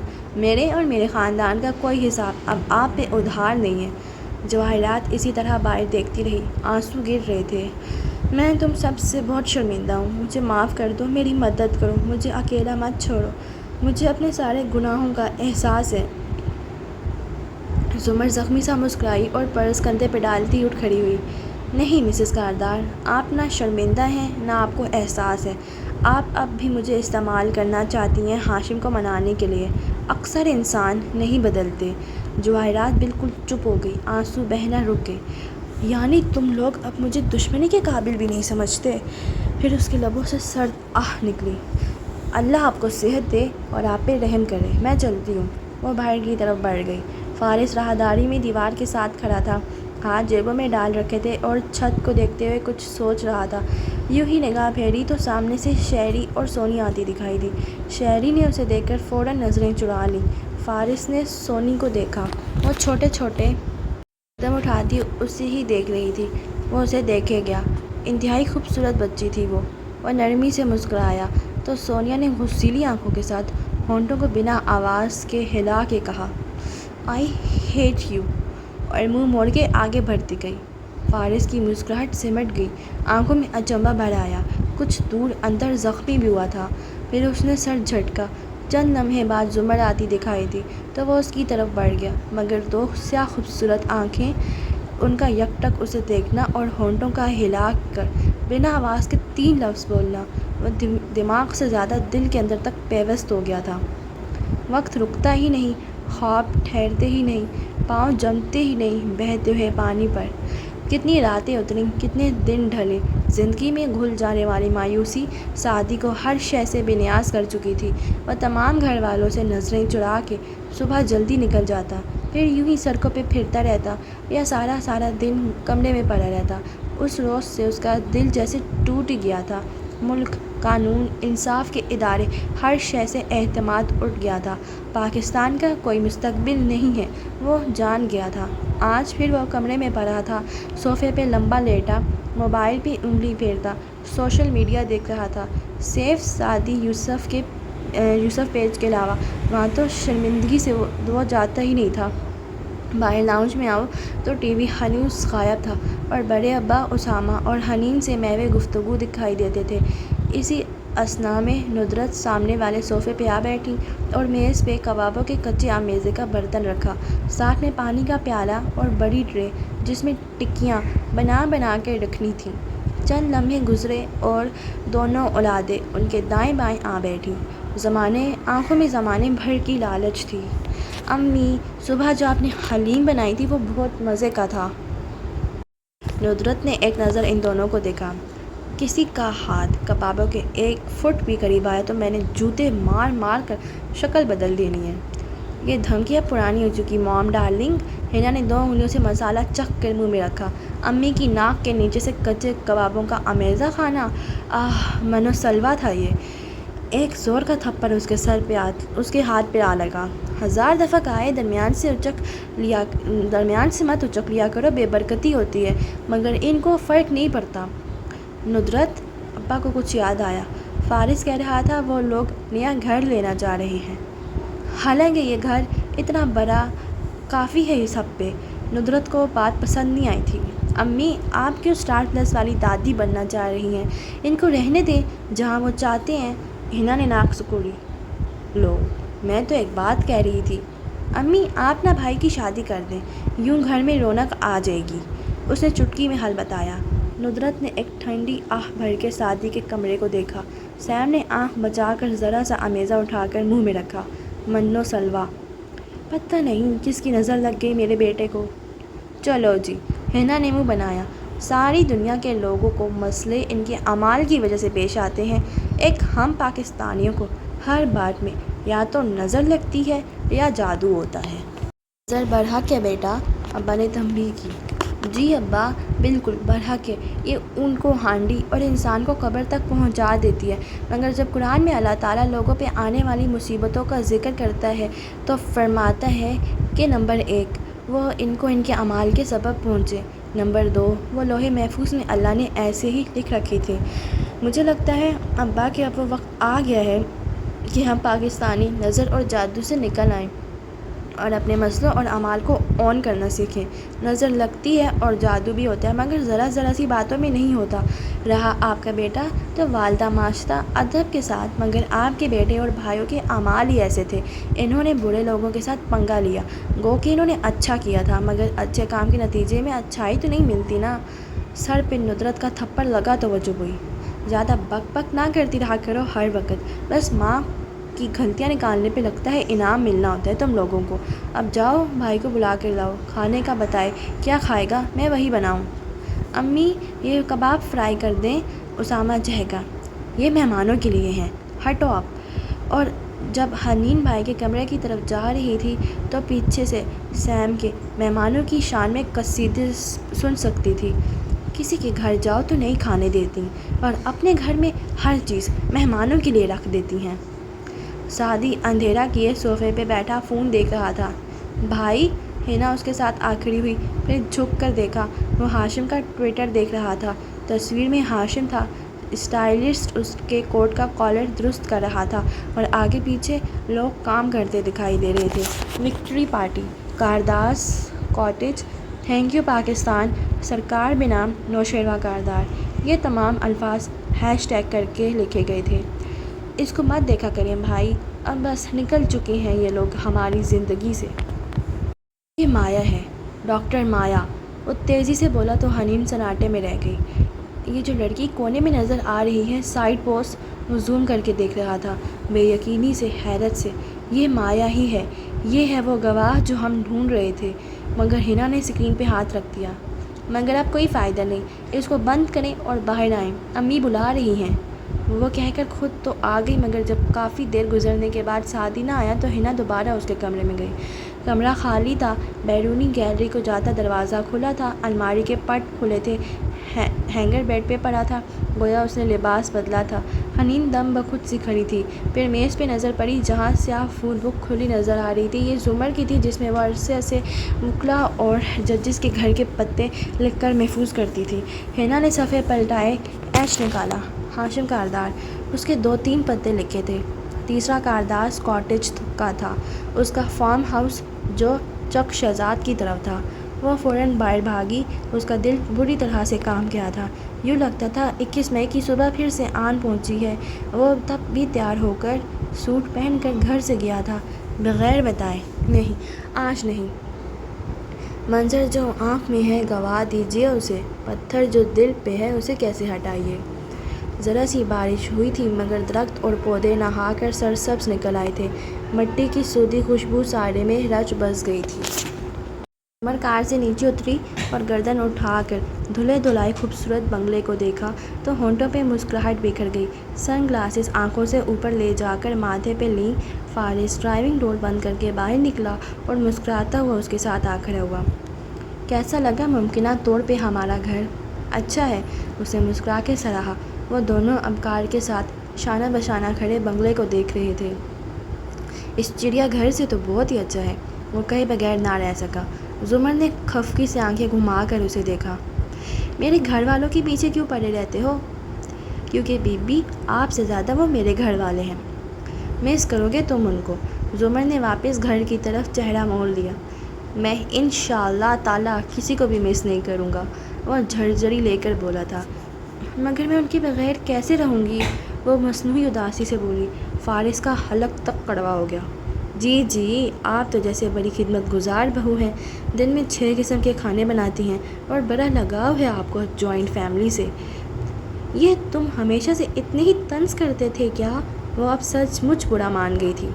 آپ کی صحبت کا اثر ہے۔ ہم گھر دیکھنے آئے ہیں یا لڑنے؟ جو آپ کا موڈ ہو آپ بتا دیں۔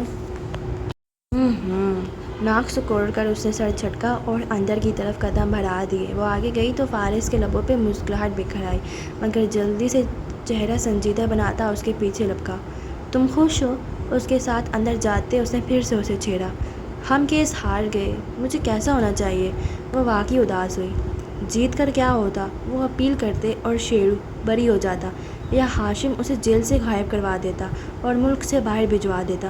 سب کا وقت بچ گیا، اب نئی زندگی کا سوچو۔ وہ اس نئے تعمیر شدہ مکان کی سیڑھیاں چڑھ رہے تھے، وہ آگے تھی اور وہ پیچھے چل رہا تھا۔ نئی زندگی میں تم اچھے اور شریف ہو جاؤ گے کیا؟ وہ مڑ کر سنجیدگی سے پوچھنے لگی۔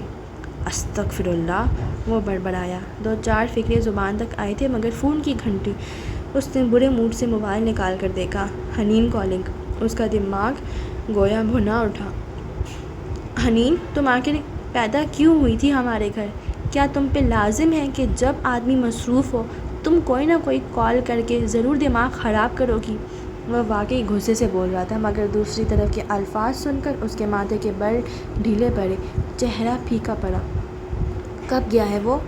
ہم آ رہے ہیں۔ ساتھ ہی فون بند کرتے زمر کو دیکھا جو چونک کر اسے دیکھ رہی تھی۔ کیا ہوا؟ سعدی، اور وہ نیچے دوڑا۔ وہ بھی تیزی سے اس کے پیچھے لپکی۔ ایک دم سے سب کچھ بدل گیا تھا۔ یہ اہل ہجر کی بستی ہے، احتیاط سے چل، مصیبتوں کی یہاں انتہا گزرتی ہے۔ کارداز کاٹیج چھوٹا سا تھا مگر اس کے چاروں اطراف کھلے سبزہ زار بکھرے تھے۔ کاٹیج کی 4 دیواری لکڑی اور شیشوں کی بنی تھی، دروازے کھڑکیاں سب اونچے شیشوں سے مرصع تھا۔ دعوت شروع ہو چکی تھی اور ایئر کنڈیشنڈ لاؤنج میں کھڑے مہمانوں کو شیشے کی کھڑکیوں سے اطراف میں پھیلا سبزہ زار صاف دکھائی دیتا تھا۔ اندر میوزک کا شور کافی تھا، لوگ ہاتھوں میں گلاس لیے ادھر ادھر ٹہل رہے تھے۔ کاٹیج کے کچن میں آؤ تو اس کے ساتھ ایک اور کمرہ بنا تھا، اس میں دیوار گرد آئینہ لگا تھا اور سامنے کھڑا ہاشم ٹائی کی نوٹ باندھ رہا تھا۔ سب ٹھیک جا رہا ہے؟ اس نے اپنے عکس کے پیچھے نظر آتے رئیس کو دیکھ کر پوچھا۔ یس سر، آپ کے ٹویٹر پہ وہ فوٹو شاپڈ پکچر لگا دی ہے، سعدی دیکھے گا تو سمجھے گا کہ یہ ڈاکٹر مایا ہے اور وہ دیکھنے ضرور آئے گا۔ پن اسٹرائپ کوٹ پہنتے وہ آئینے میں خود کو دیکھ کر مسکرایا۔ میک شور کہ اسے آرام سے اندر داخل ہونے دیا جائے، وہ مایا کو ڈھونڈنے کی کوشش کرے گا جو یہاں ہے ہی نہیں۔ وہ اب دھیمی آواز میں مزید ہدایات دے رہا تھا۔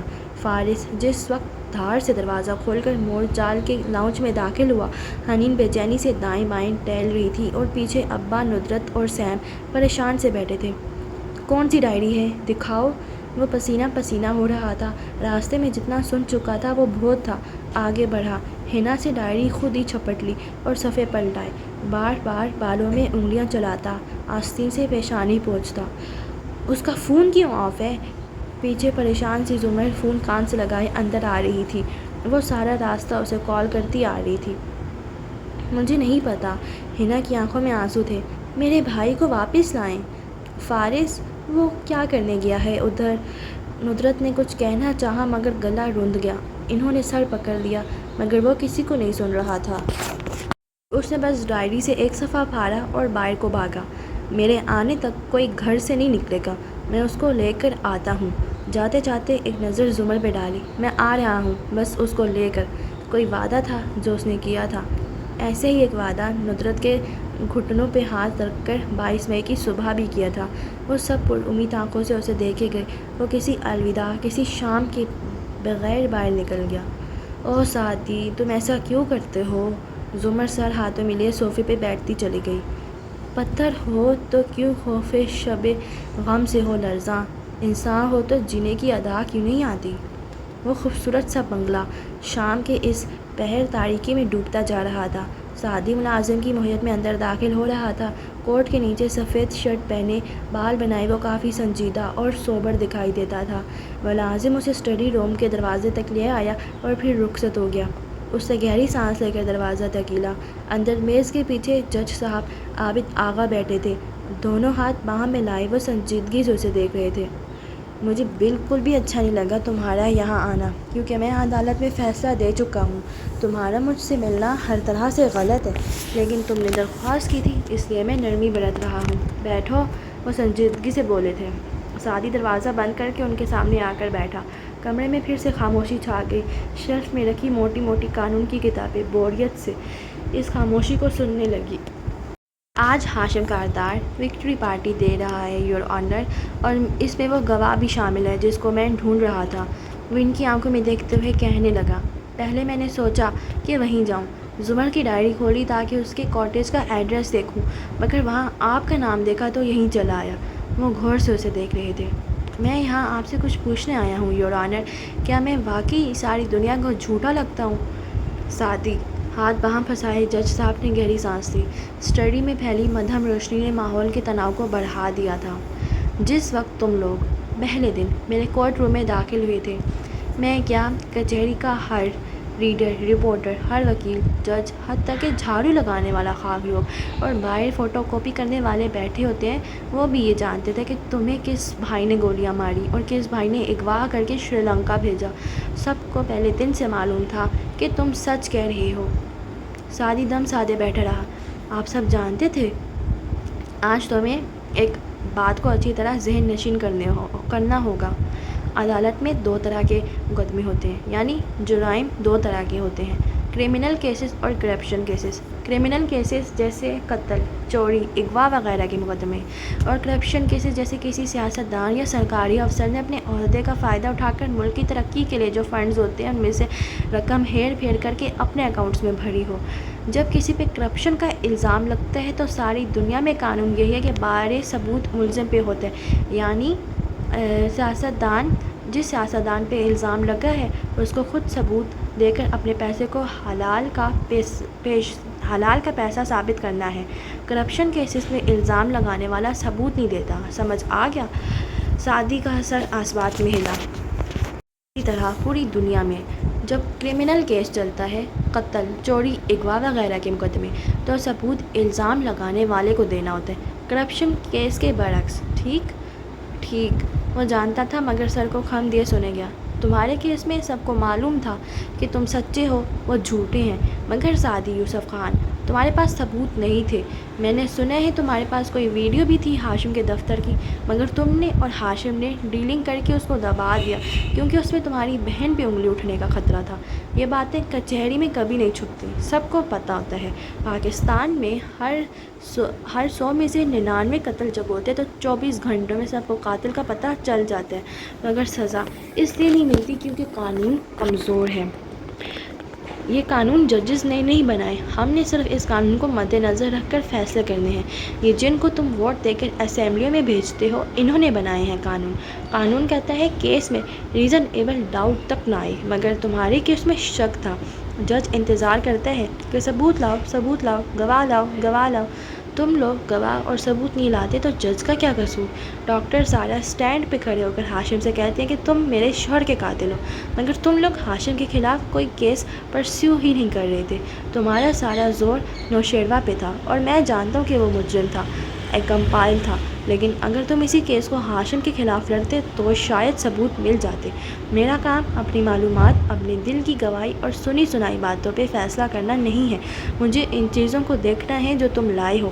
وہ کمزور تھیں اور پھر مجھے مجبوراً ملزم کو فائدہ دینا پڑا۔ بھلے آپ کو اندر سے معلوم ہو کہ وہ مجرم ہے، بھلے مجھے معلوم ہو کہ وہ مجرم ہے، مجھے فیصلہ اپنے اندر کی گواہیوں پہ نہیں کرنا۔ تم نے 2 قتل کیے، تمہارے خلاف کارروائی کیوں نہیں ہوئی؟ کیونکہ قانون شہادت تمہیں پروٹیکٹ کرتا ہے۔ اگر ملزم قانون کی محبوب اولاد نہ ہو تو فارغ غازی جیسے بے گناہ بھی کبھی جیلوں سے نہ نکل سکے۔ یہ شک کے فائدے کا قانون جہاں نوشیروہ جیسے لوگوں کو بچا لیتا ہے، وہاں فارغ غازی جیسوں کو بھی بچاتا ہے۔ اب پوچھو، اور کیا پوچھنا ہے؟ یور آنر، وہ ہلکا سا مسکرایا اور آگے کو ہوا۔ آنکھیں ان کی آنکھوں میں ڈالے اسے بات کا آغاز کیا۔ آپ نے واللہ بہت اچھی تقریر کی۔ چند لمحوں کے لیے تو میں بھی کنونس ہو گیا، لیکن مسئلہ یہ ہے کہ میں ہوں 21ویں صدی کا پاکستانی نوجوان۔ آپ میں اور مجھ میں فرق ہے۔ آپ کے زمانے کی یوتھ نے اس ملک کو لوٹ کر کھایا تھا، ہماری یوتھ ویسی نہیں ہے۔ اس لیے اب میری بات تحمل سے سنیں اور سمجھیں، اور میں چاہتا ہوں کہ آپ یہ آگے جا کر اپنے تمام ججز کو بھی بتا دیں، اور جو میں کہنے جا رہا ہوں اس کے کسی لفظ پہ توہین عدالت لاگو نہیں ہوتی۔ اب وہ وقت آ گیا ہے جب ججز کو توہین عدالت کے پیچھے چھپنے کی بجائے اپنے اوپر ہونے والی تنقید برداشت کرنی چاہیے۔ آپ کہتے ہیں بارے ثبوت میرے اوپر تھا، ٹھیک، مگر میں ثبوت لایا تھا، میں گواہ لایا تھا۔ جانتے ہیں سب سے بڑا گواہ کون تھا؟ میں تھا۔ میں سعدی یوسف سب سے بڑا گواہ تھا۔ ڈاکٹر سارہ اگر نفسیاتی مریض تھی تو اتنے بڑے عہدے پہ کیسے کام کر رہی تھی؟ پھر بھی اگر وہ کریڈیبل نہیں تھی تو میں تو تھا نا۔ میری گواہی کا کیا ہوا سر؟ مجھ پہ تو 2 قتل ثابت نہیں ہوئے، مجھ پہ دہشت گردی ثابت بھی نہیں ہوئی تھی۔ ہاشم نے تو صرف الزام لگائے، اس نے کوئی ثبوت تو نہیں دیا میرے خلاف، اس کے گواہ بھی کریڈیبل نہیں تھے۔ پھر میں کیسے ڈسکریڈٹ ہو گیا سر؟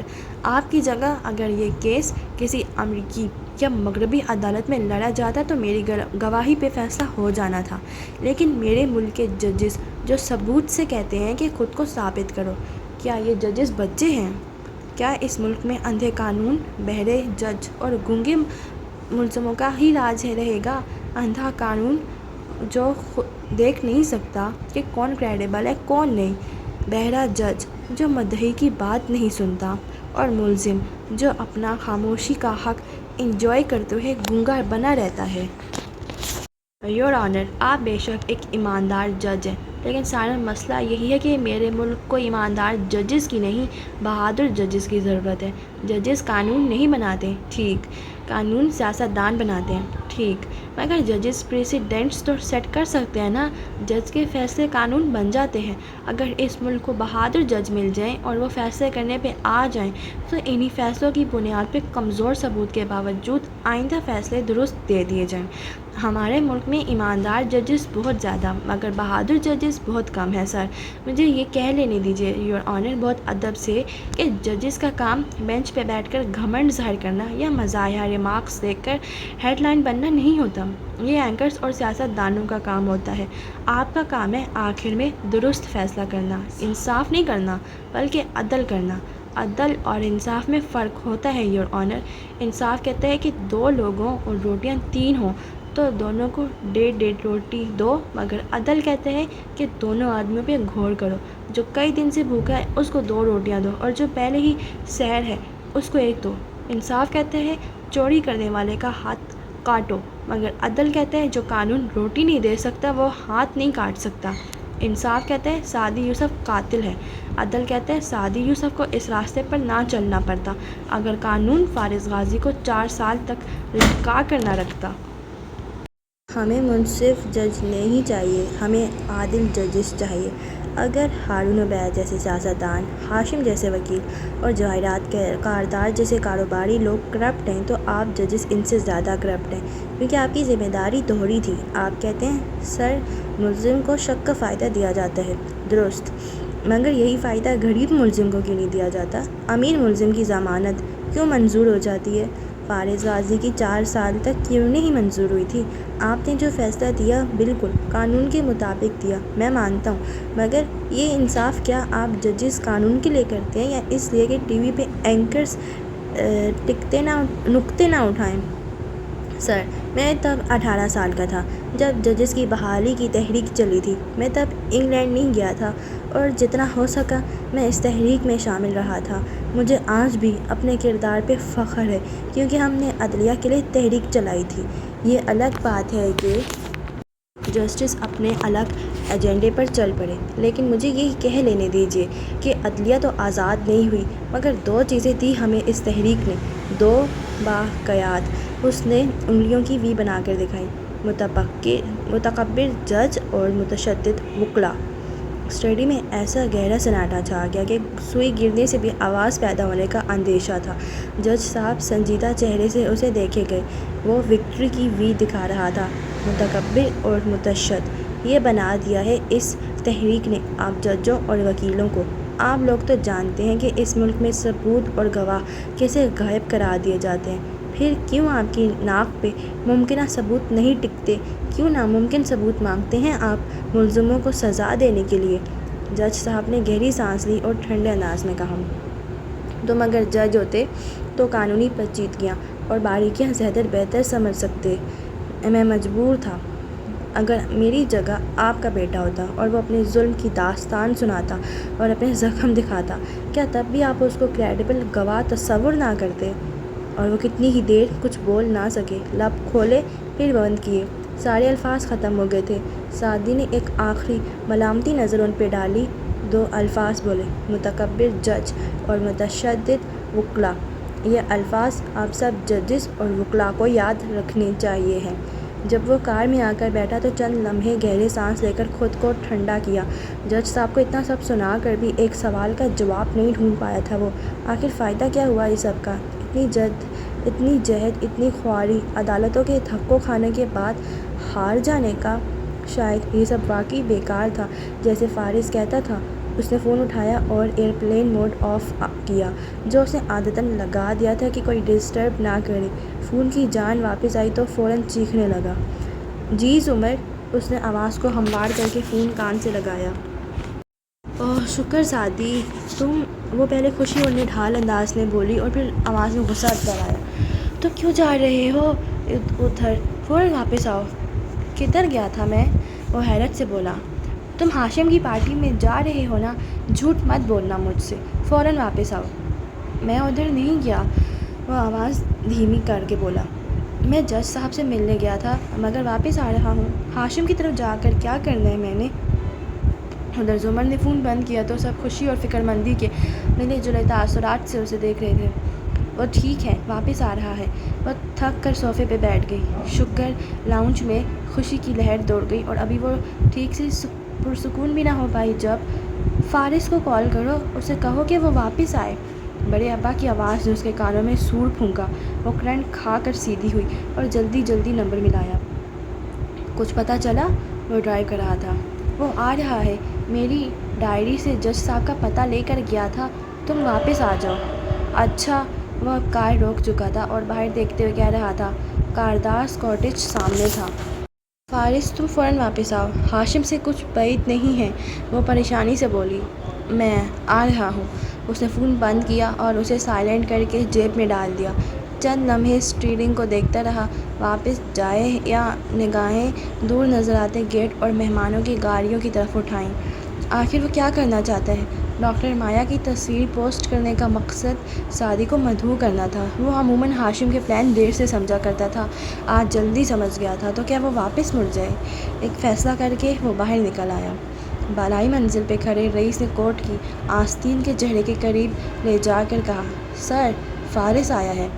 اندر مہمانوں کے درمیان کھڑے ہاشم نے کان میں لگا آلہ دبایا۔ خیر، ایک ہی بات ہے، سعدی نہیں تو فارس صحیح، اسے اندر آنے دو۔ روجر باس، وہ مسکرایا۔ میں نہ کہتا تھا کہ سانپوں سے اٹے ہیں راستے، گھر سے نکلے تھے تو ہاتھوں میں عصا رکھنا تھا۔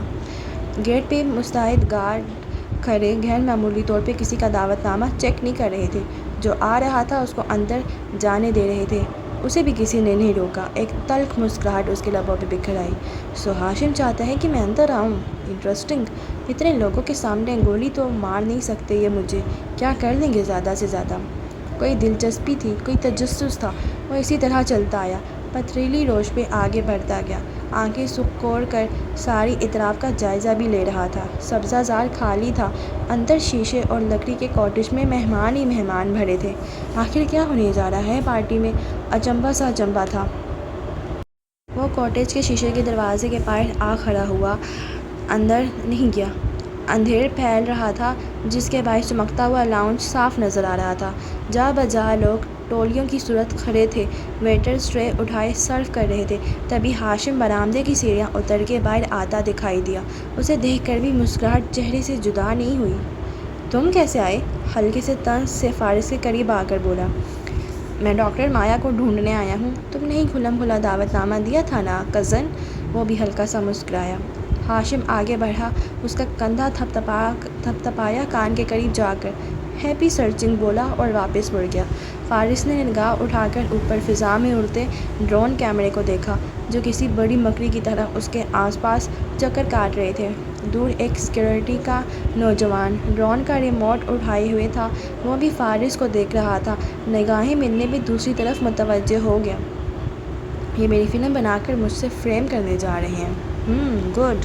وہ ہلکا سا محظوظ ہوا اور اندر داخل ہو گیا، آنکھیں متلاشی انداز میں ادھر ادھر دیکھ رہی تھی۔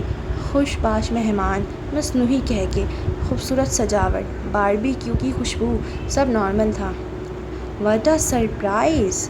شناسہ آواز پہ وہ پلٹا، پھر منجمد ہو گیا۔ ڈاکٹر ایمن مسکرا کر اسے دیکھ رہی تھی، انگلی کا ہیرا ہمیشہ کی طرح دمک رہا تھا۔ آپ ادھر؟ وہ حیرت چھپا نہ سکا۔ بالآخر ہاشم کاردار نے وفاداری کا صلہ دینے کے لیے ہمیں بلا ہی لیا۔ تم بھی یہاں ہوگے، امید نہیں تھی۔ Enjoy the party! جتا کر کہتے اس نے جاتے جاتے اس کی کونی کو ہلکا سا چوہا۔ نوکیلی انگوٹھی اسے چبھی تھی اور اس کی چبھن نے اس کے دماغ کی ساری گرہیں کھول دی تھیں۔ سحر زدہ سی کیفیت میں اس نے چہرہ مشرق، مغرب، شمال، غروب، سب نارمل تھا سوائے مہمانوں کے۔ ان میں شناسہ چہرے بھی تھے، بہت ہی شناسہ۔ وہ الیاس فاطمی تھا جو کونے میں کھڑا تھا، کافی کمزور سا لگ رہا تھا اور سر ہلاتے ہوئے کسی مہمان سے بات کر رہا تھا۔ وہ نیاز بیگ تھا جو ایک طرف کھڑا مشروب پی رہا تھا۔ وہ ضمانت پہ رہا ہو چکا تھا۔ ڈاکٹر ایمن اور اس کا شوہر، سیکریٹری حلیمہ، پراسیکیوٹر بصیرت، جس کی وکالت نے 4 سال فارس کو جیل سے نکلنے نہیں دیا تھا۔ وہ مزید گھوما۔ جسٹس سکندر، چند پولیس افسران جن کا سعدی کی گمشدگی سے تعلق رہا تھا، ڈاکٹر آفتاب، پوسٹ مارٹم کا ماہر، کرنل خاور اور اس کا بیٹا جو بجھا بجھا سا باپ کی ویل چیئر کے ساتھ کھڑا تھا۔ زندگی اور فارس کی دی گئی سزاؤں کے بعد بھی وہ زندہ سلامت کھڑے تھے، اجڑے اجڑے مگر زندہ تھے۔ ان کے علاوہ چند مہمان اور بھی تھے مگر یہ شناسہ چہرے۔ وہ سناٹے میں رہ گیا۔ وہ واقعی وکٹری پارٹی تھی۔ وہ ان کو اپنے مددگاروں کو اکٹھا کر کے انعام سے نوازنا چاہتا تھا مگر وہ فارس کو ان کے درمیان گھومنے سے روک بھی نہیں رہا تھا۔ اس کی 6 اور 7 8 حص سب نے سرخ بتی دکھانا شروع کر دی۔ یہاں مایا نہیں تھی، اگر ہو بھی تو اس کو ڈھونڈنا بے سود تھا، اسے یہاں سے فوراً نکل جانا چاہیے۔ وہ آگے بڑھا، داخلی دروازہ لاؤنج کے وہ دور آخری کنارے پہ تھا۔ وہ دروازے کی طرف قدم بڑھا رہا تھا، راستے میں بہت لوگ تھے۔ گھٹن پھنس جانے کا احساس۔ خنکیوں سے نظر آیا ایک ویٹر باری باری مخصوص لوگوں کے پاس جا رہا تھا، ان کے کان میں کچھ کہتا اور وہ سر ہلا کر ایک طرف چلے جاتے۔ یہ مخصوص لوگ وہی شناسہ مجرم تھے۔ فارس آگے بڑھتا گیا، ڈاکٹر ایمن اسے ہی دیکھ رہی تھی۔ تبھی ویٹر ادھر آ ٹپکا اور سرگوشی کی، کاردار صاحب بلا رہے ہیں۔ ایمن نے زخمی سا مسکرا کر سر ہلایا اور ویٹر کی موہیت میں ایک طرف بڑھ گئی۔ وہ نظر انداز کر کے آگے بڑھتا گیا۔ دروازہ قریب تھا، اس نے جھپٹ کر کھولا اور باہر نکل گیا۔ گویا سانس میں سانس آئی۔ باہر تاریکی تھی۔ وہ کاٹیج کی کھڑکیوں کے ساتھ آگے بڑھتا گیا۔ لاؤنج گزر گیا تو وہ کچن کی کھڑکی پہ آ رکا۔ کچن روشن تھا۔ فارس نے چہرہ جھکا کر جھانکا۔ وہاں بڑے بڑے کریٹ پڑے تھے اور ان میں غیر ملکی الکوحل کی بوتلیں رکھی تھیں۔ ان کے منہ کھلے تھے اور سر پہ کھڑا ایک گارڈ بار بار گھڑی دیکھ رہا تھا اور دوسرا بوتلوں کے گرد ڈوری سی لپیٹ رہا تھا۔ ایک گارڈ کی نظریں فارس پہ پڑی مگر اس نے کوئی رد عمل ظاہر نہیں کیا، سر جھکا کر کام کرتا رہا۔ فارس کی نگاہیں کچن کی دیوار تک اٹھیں۔ وہاں ایک دروازہ تھا جو آگے ایک اور کمرے میں کھلتا تھا۔ وہ کاٹیج کی دیوار کے ساتھ آگے بڑھتا گیا۔ اب اگلا کمرہ نظر آیا۔ اونچی شیشے کی کھڑکیوں سے سارا کمرہ روشن نظر آتا تھا۔ وہاں ہاشم ان تمام شناسہ چہروں کو اکٹھا کیے کھڑا تھا اور مسکرا کر ان سے کچھ کہہ رہا تھا۔ شیشے ساؤنڈ پروف تھے، وہ آوازیں نہیں سن سکتا تھا مگر جس طرح وہ فائلز ان میں تقسیم کر رہا تھا، جس طرح ان کے چہرے دمکنے لگے تھے، وہ سمجھ سکتا تھا کہ یہ اس کی ہاؤسنگ اسکیم کی فائلز تھیں، پلاٹس، گھر۔ وہ تحفے بانٹ رہا تھا۔ اس کمرے کا ایک دروازہ لاؤنج کو جاتی گیلری میں کھلتا تھا اور دوسرا کچن میں۔ ہاشم کا فون بجا تو وہ اسے نکال کر دیکھنے لگا، پھر مسکرا کر مہمانوں سے معذرت کی اور کچن کے دروازے کی طرف بڑھا، پھر اسے عبور کر کے کچن میں چلا گیا۔ فارس اچنبھے سے واپس آیا اور کچن کی کھڑکی کے سامنے ٹھہرا۔ ہاشم اب وہاں اپنے دونوں گارڈ سے کچھ کہہ رہا تھا۔ وہ سر ہلا کر کچن سے لاؤنج کی طرف باہر چلے گئے۔ اب وہ کچن میں تنہا کھڑا تھا۔ اس نے لائٹر اٹھایا اور انگوٹھے سے دبا کر شعلہ جلایا۔ پھر وہ کھڑکی کی طرف گھوما، باہر کھڑے فارس کو دیکھا اور مسکرایا۔ پھر اسی طرح مسکراتے ہوئے لائٹر ڈوری کے قریب لے گیا۔ فارس کا سانس تھم گیا، دل رک گیا۔ ہاشم نے ڈوری کو آنچ دکھائی تو اس نے شعلہ پکڑ لیا اور وہ شعلہ ڈوری کو کھاتے بوتلوں کی طرف دوڑنے لگا۔ اس کی آنکھوں میں دیکھتے ہاشم نے ایک انگلی سے اس کی طرف اشارہ کیا۔ "You did this." آواز نہ سنائی دیتی تھی مگر ہلتے لب بتا رہے تھے کہ وہ کیا کہہ رہا ہے۔ پھر اس نے لائٹر جیب میں ڈالا اور لاؤنج میں کھلتے دروازے سے باہر نکل گیا۔ بس چند لمحے بھر کا عمل تھا اور سارا کھیل اس کی سمجھ میں آ گیا۔ وہ تقسیم انعامات نہیں تھی، وہ کور اپ تھا۔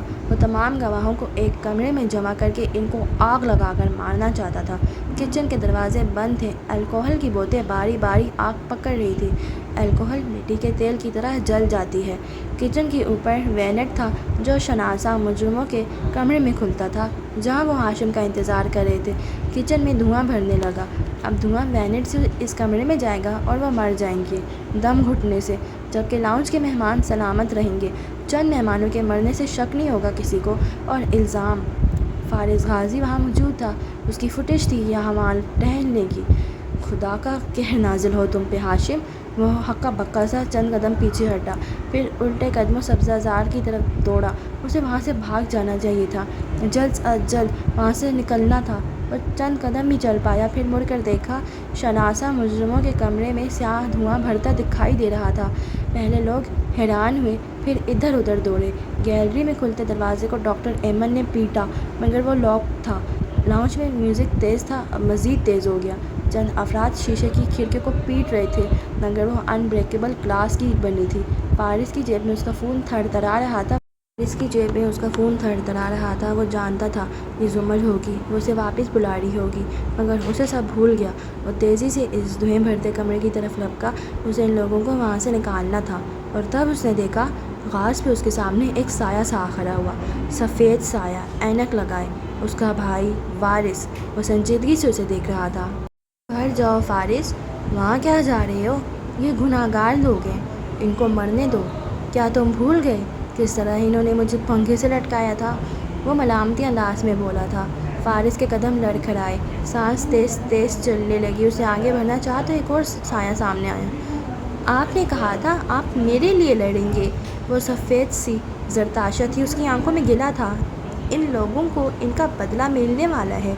انہوں نے عدالت میں میرے اوپر کیچڑ اچھالا، میرے کردار کو اخباروں کی زینت بنایا، مجھے گولیاں ماری۔ ان کو مرنے دیں، میرا سوچیں." اس نے سر جھٹکا مگر سائے غائب نہیں ہوئے۔ ان دونوں کے درمیان سعدی چلتا ہوا آتا دکھائی دیا، سفید سایہ، ہیولا سا۔ "یہ میرے گناہ گار ہیں، آپ ان کی فکر کیوں کر رہے ہیں؟ جائیں، اپنی جان بچائیں، بھاگیں." اس نے چہرہ موڑا، ایک احمر کا سایہ بھی ساتھ آ کھڑا ہوا تھا۔ "انہوں نے میرا خاندان تباہ کر دیا غازی، ان کو ان کے حال پہ چھوڑ دو، تم ان کو نہیں بچا سکتے۔ جاؤ فارس، نئی زندگی شروع کرو، نئے گھر میں." اس کے قدم زنجیر ہو گئے، بھاری بھاری بیڑیوں سے کس دیے گئے تھے۔ وہ کسی طرف نہیں مڑ پا رہا تھا، وہ پتھر کا ہو گیا تھا۔ "چلے جاؤ فارس، ان کو مرنے دو غازی." وہ سارے سائے ایک ساتھ بولنے لگے، چیخنے لگے۔ وہ الٹے قدموں پیچھے ہٹا، تیز ہوتے تنفس سے ان سب کو دیکھا۔ "ہاں، یہ سب گناہ گار ہیں، قاتل ہیں." اس کی آواز کپکپائی، آنکھیں سرخ پڑ کے بھیگ رہی تھیں۔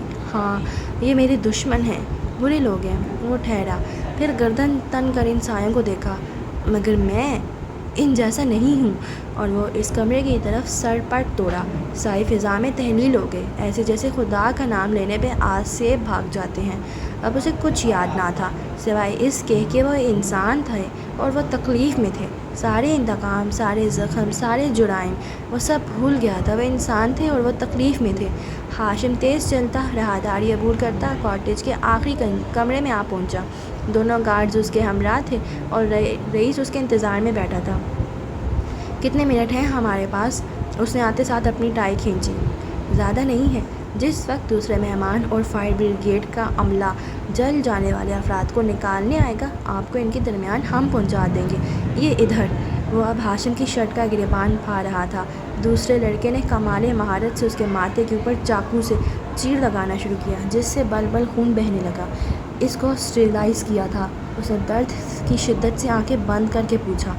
یس سر، وہ فرمانبرداری سے کہتا اسے تیار کر رہا تھا۔ حادثے والے کمرے کے واحد سروائیور کو اچھا خاصا زخمی لگنا چاہیے تھا۔ وہ شناسا مجرم مر جائیں گے تو کون بتائے گا کہ ہاشم اس وقت کمرے میں نہیں تھا؟ اور چونکہ لاؤنج کے مہمانوں کو بچ جانا تھا، اس لیے کوئی یہ نہیں کہہ سکتا تھا کہ ہاشم واحد بچنے والا انسان تھا۔ کوئی اس پہ شک نہ کرتا اور وہ ہیرو بننے جا رہا تھا۔ کمرے میں دھواں بھر رہا تھا۔ درمیانی دروازے کو آگ نے پکڑ لیا تھا اور وہ جل رہا تھا۔ لوگ کھانس رہے تھے، اونٹے منہ گر رہے تھے، دھکم پیل مچی تھی۔ کوئی کھڑکیوں کو کھٹکھٹا رہا تھا، کوئی لاکڈ دروازہ پیٹ رہا تھا، مگر وہ دونوں توڑے نہیں جا سکتے تھے۔ فارس تیزی سے دوڑتا ہوا کھڑکی تک آیا۔ حلیمہ کھانستی ہوئی اس کے ساتھ کھڑی شیشے کو زور زور سے تھپڑ مار رہی تھی۔ فارس نے ایک گملہ اٹھایا اور زور سے کھڑکی پہ دے مارا۔ چند خراشیں آئیں مگر بے سود۔ گملہ ہاتھ سے چھوٹ گیا، اس کا اپنا ہاتھ زخمی ہو گیا۔ وہ پرواہ کیے بنا آگے کو دوڑا، کاٹیج کی دیوار کے ساتھ بھاگتا ہوا مرکزی دروازے تک آیا۔ لاؤنج کی شیشے کی کھڑکیوں سے اندر مگن خوشباش ٹہلتے لوگ دکھائی دے رہے تھے۔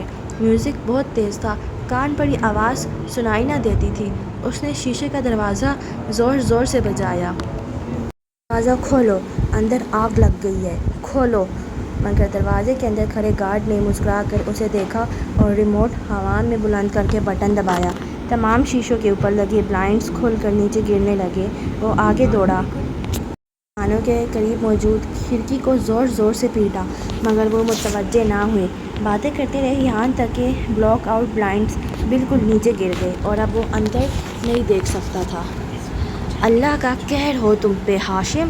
وہ غصے سے چلاتا ہوا واپس اس جلتے ہوئے کچن کی طرف بھاگا۔ اس کو پسینہ آ رہا تھا اور سانس بے ترتیب تھی، کچھ سمجھ نہیں آ رہا تھا۔ آج وہ لفٹ کی طرح لوگوں کو اکٹھا نہیں کر سکتا تھا، آج اسے خود کچھ کرنا تھا۔ کچن کے سامنے رک کر اس نے چند گہرے سانس لیے اور سوچنے کی کوشش کی۔ جلتے کمرے میں لوگ ابھی تک چیخ اور چلا رہے تھے، مگر مدد نہیں آ رہی تھی۔ دونوں دروازے بند تھے اور کھڑکیاں توڑی نہیں جا سکتی تھیں، کھولی تو جا سکتی تھی۔ وہ تیزی سے آگے آیا، کھڑکی کے فریم کو ہاتھ سے ٹٹولا۔ وہ اندر سے لاک تھیں اور افراتفری کے عالم میں آگے پیچھے بھاگتے لوگ کالے دھوئیں کی زیادتی کے باعث انہیں کھول نہیں پا رہے تھے۔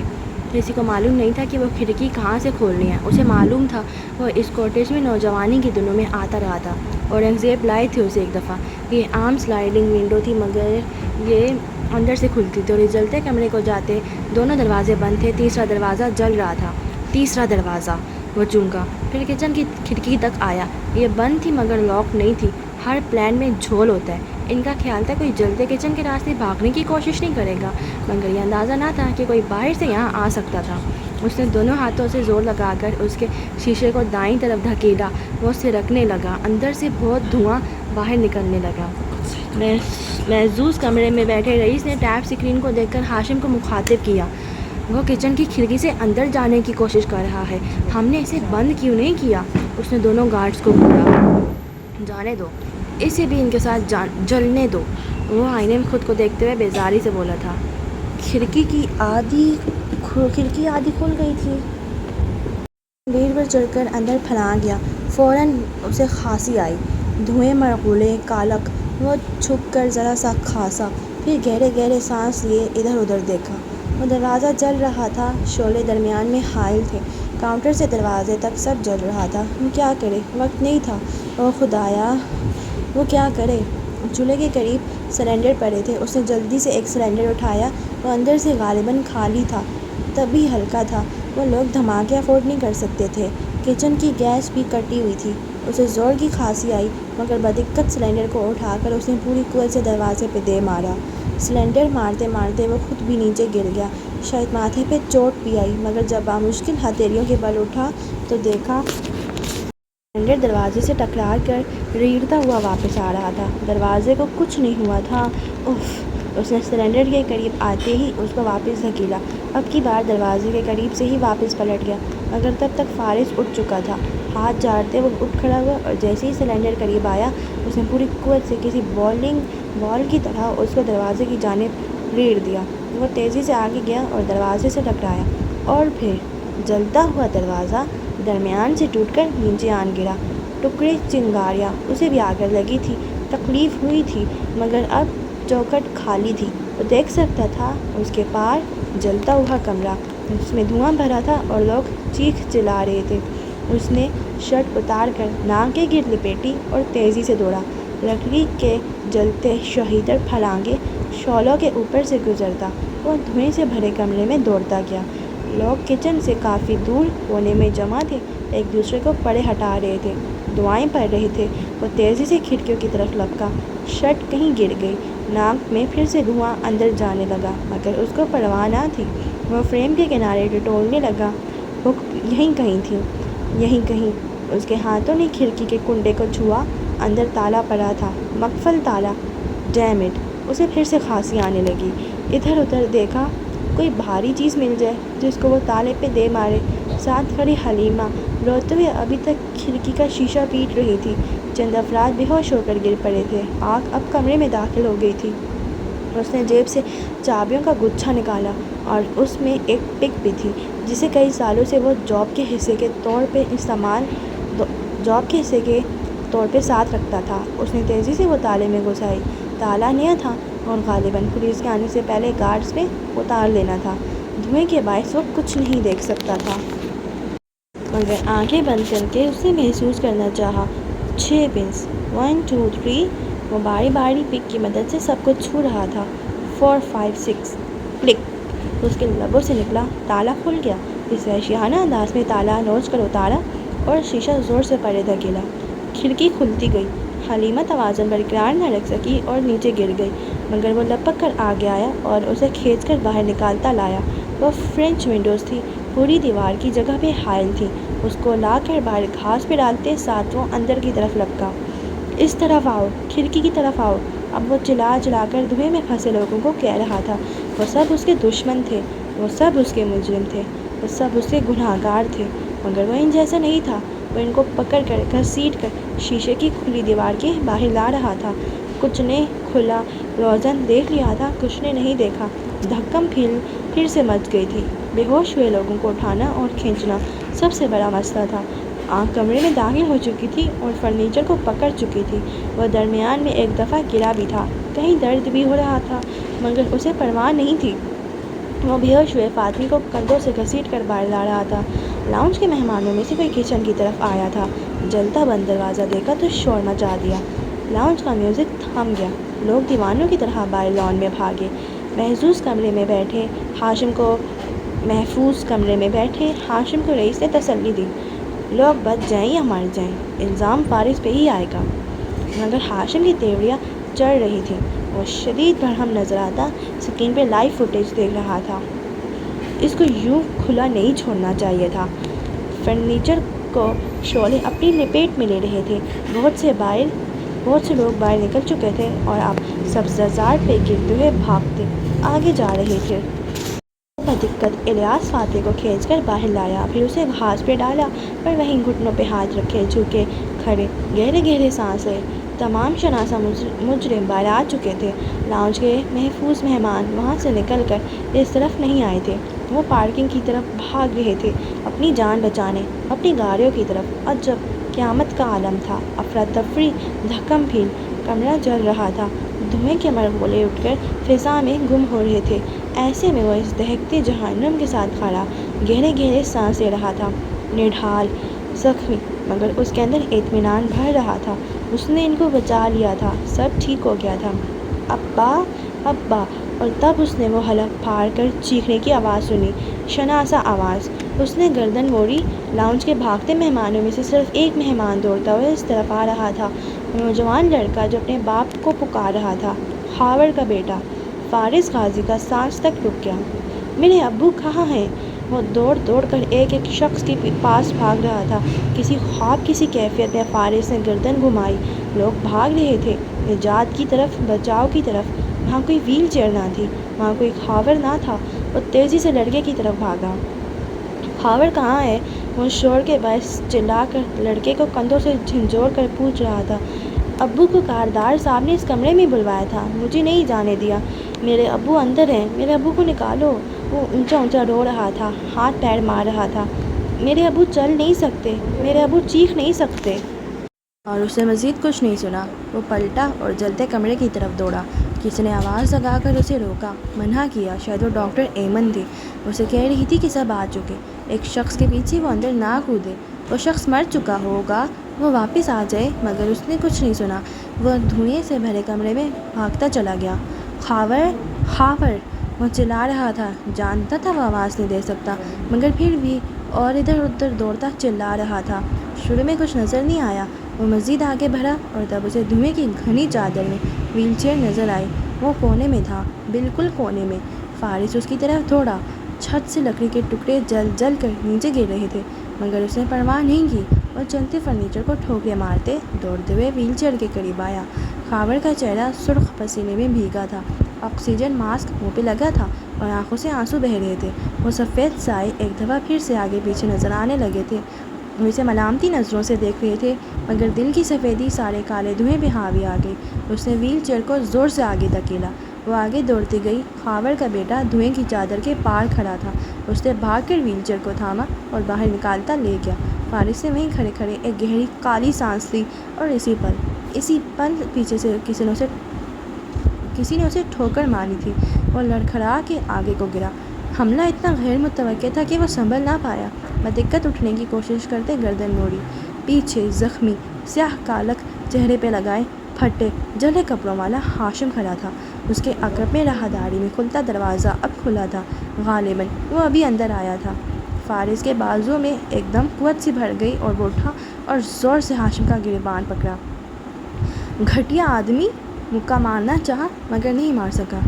نکلو یہاں سے، اس سے پہلے کہ تم جل جاؤ۔ اس نے ہاشم کو کھلی کھڑکی کی طرف دھکیلا۔ گریبان ہاتھ سے چھوٹ گیا۔ چھت سے لکڑی کا بڑا سا جلتا ہوا ٹکڑا دھماکے سے نیچے کی طرف آیا۔ ہاشم نے دیکھ لیا تھا۔ وہ فوراً سے دائیں طرف کو ہو گیا۔ فارس نے وہ نہیں دیکھا تھا۔ وہ بھاگ نہیں سکا۔ جلتا ہوا تارا شہاب ثاقب کی طرح اس کے اوپر آن گرا۔ ساری ہمت، ساری طاقت دم توڑ گئی۔ وہ گھٹنوں کے بل زمین پہ گرا اور پھر منہ کے بل فرش پہ لگا۔ ساری دنیا اندھیر ہوتی گئی۔ ساری آوازیں، سارے رنگ، ساری روشنیاں دم توڑ گئیں۔ سفید سائے اور کالا دھواں سب ختم ہو گیا۔ اب اپنا دل بھی شعر خاموشاں سے کم نہیں سن ہو گئے ہیں کان صدا پر دھڑے دھڑے۔ مور چال رات کے اندھیرے میں ڈوبا تھا۔ لاؤنج میں سب جمع تھے، بے چین، فکر مند، منتظر۔ سعدی بار بار فارس کو کال ملا رہا تھا اور زمر مسلسل دائیں بائیں ٹہل رہی تھی۔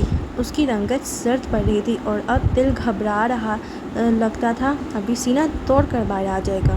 وہ کیوں نہیں آیا؟ وہ کہاں رہ گیا؟ مسلسل آگے پیچھے چلتی کہہ جا رہی تھی، سمر بیٹھ جو، وہ آ جائے گا۔ ابا نے اسے تسلی دینا چاہی۔ ماموں نے کہا تھا، وعدہ کیا تھا وہ واپس آئیں گے۔ ہنا گھٹنوں پہ سر رکھے بیٹھے عجیب سے انداز میں بولی، مجھے نہیں پتا سعدی، چلو ہم وہاں چلتے ہیں۔ زمر نے ایک دم سے کوہنی سے اسے پکڑا اور آگے لے جانے لگی۔ میں کب سے جانا چاہ رہا ہوں، آپ مجھے جانے نہیں دے رہی۔ آپ ادھر بیٹھیں، میں خود جاتا ہوں۔ وہ نرمی سے کوہنی چھڑاتا اسے روکنے کی کوشش کر رہا تھا مگر وہ نہیں رکی۔ وہ اسی طرح آگے دوڑتی گئی۔ سعدی اس کے پیچھے لپکا۔ ابا نے آواز دی، ندرت نے منع کیا مگر اس پہ کوئی وحشت طاری تھی، کوئی جنون سوار تھا۔ اب نہ گئی تو شاید دل پھٹ جائے گا، یہیں کھڑی رہی تو پیروں سے خون بہنے لگے گا۔ آ گئی تو شیرین کے گھر آؤ تو ٹی وی لاؤنج کی LCD اسکرین خوب شور مچاتی روشن نظر آ رہی تھی۔ سامنے صوفے پہ سونی لیٹی ہوئی اپنے ٹیب پہ بٹن دبا رہی تھی جب کانوں میں آواز گونجی، ہاشم کاردار۔ کسی نے اس کے باپ کا نام لیا۔ اس نے چونک کر گردن موڑی، اسکرین کو دیکھا۔ چند لمحے کو اس کی سانس تھم گئی اور پھر وہ ٹیب پھینک کر چیخ مارتی اٹھی، ماما، ماما! اب وہ روتے ہوئے زور زور سے چلا رہی تھی۔ شہری جو اپنے کمرے میں سیل فون پہ لگی ہڑبڑا کر اٹھی اور بھاگتے ہوئے باہر آئی، ماما، میرے بابا، میرے بابا! بچی روتے ہوئے اسکرین کی طرف اشارہ کر رہی تھی اور جب شہری نے اس طرف دیکھا تو اس کا اوپر کا سانس اوپر اور نیچے کا نیچے رہ گیا۔ کاردار کاٹیج میں آتش زدگی، ہاشم کاردار کو شدید زخمی حالت میں ہسپتال پہنچا دیا گیا، 12 افراد زخمی، ایک شخص جہاں بھاگ۔ میرے بابا، میرے بابا!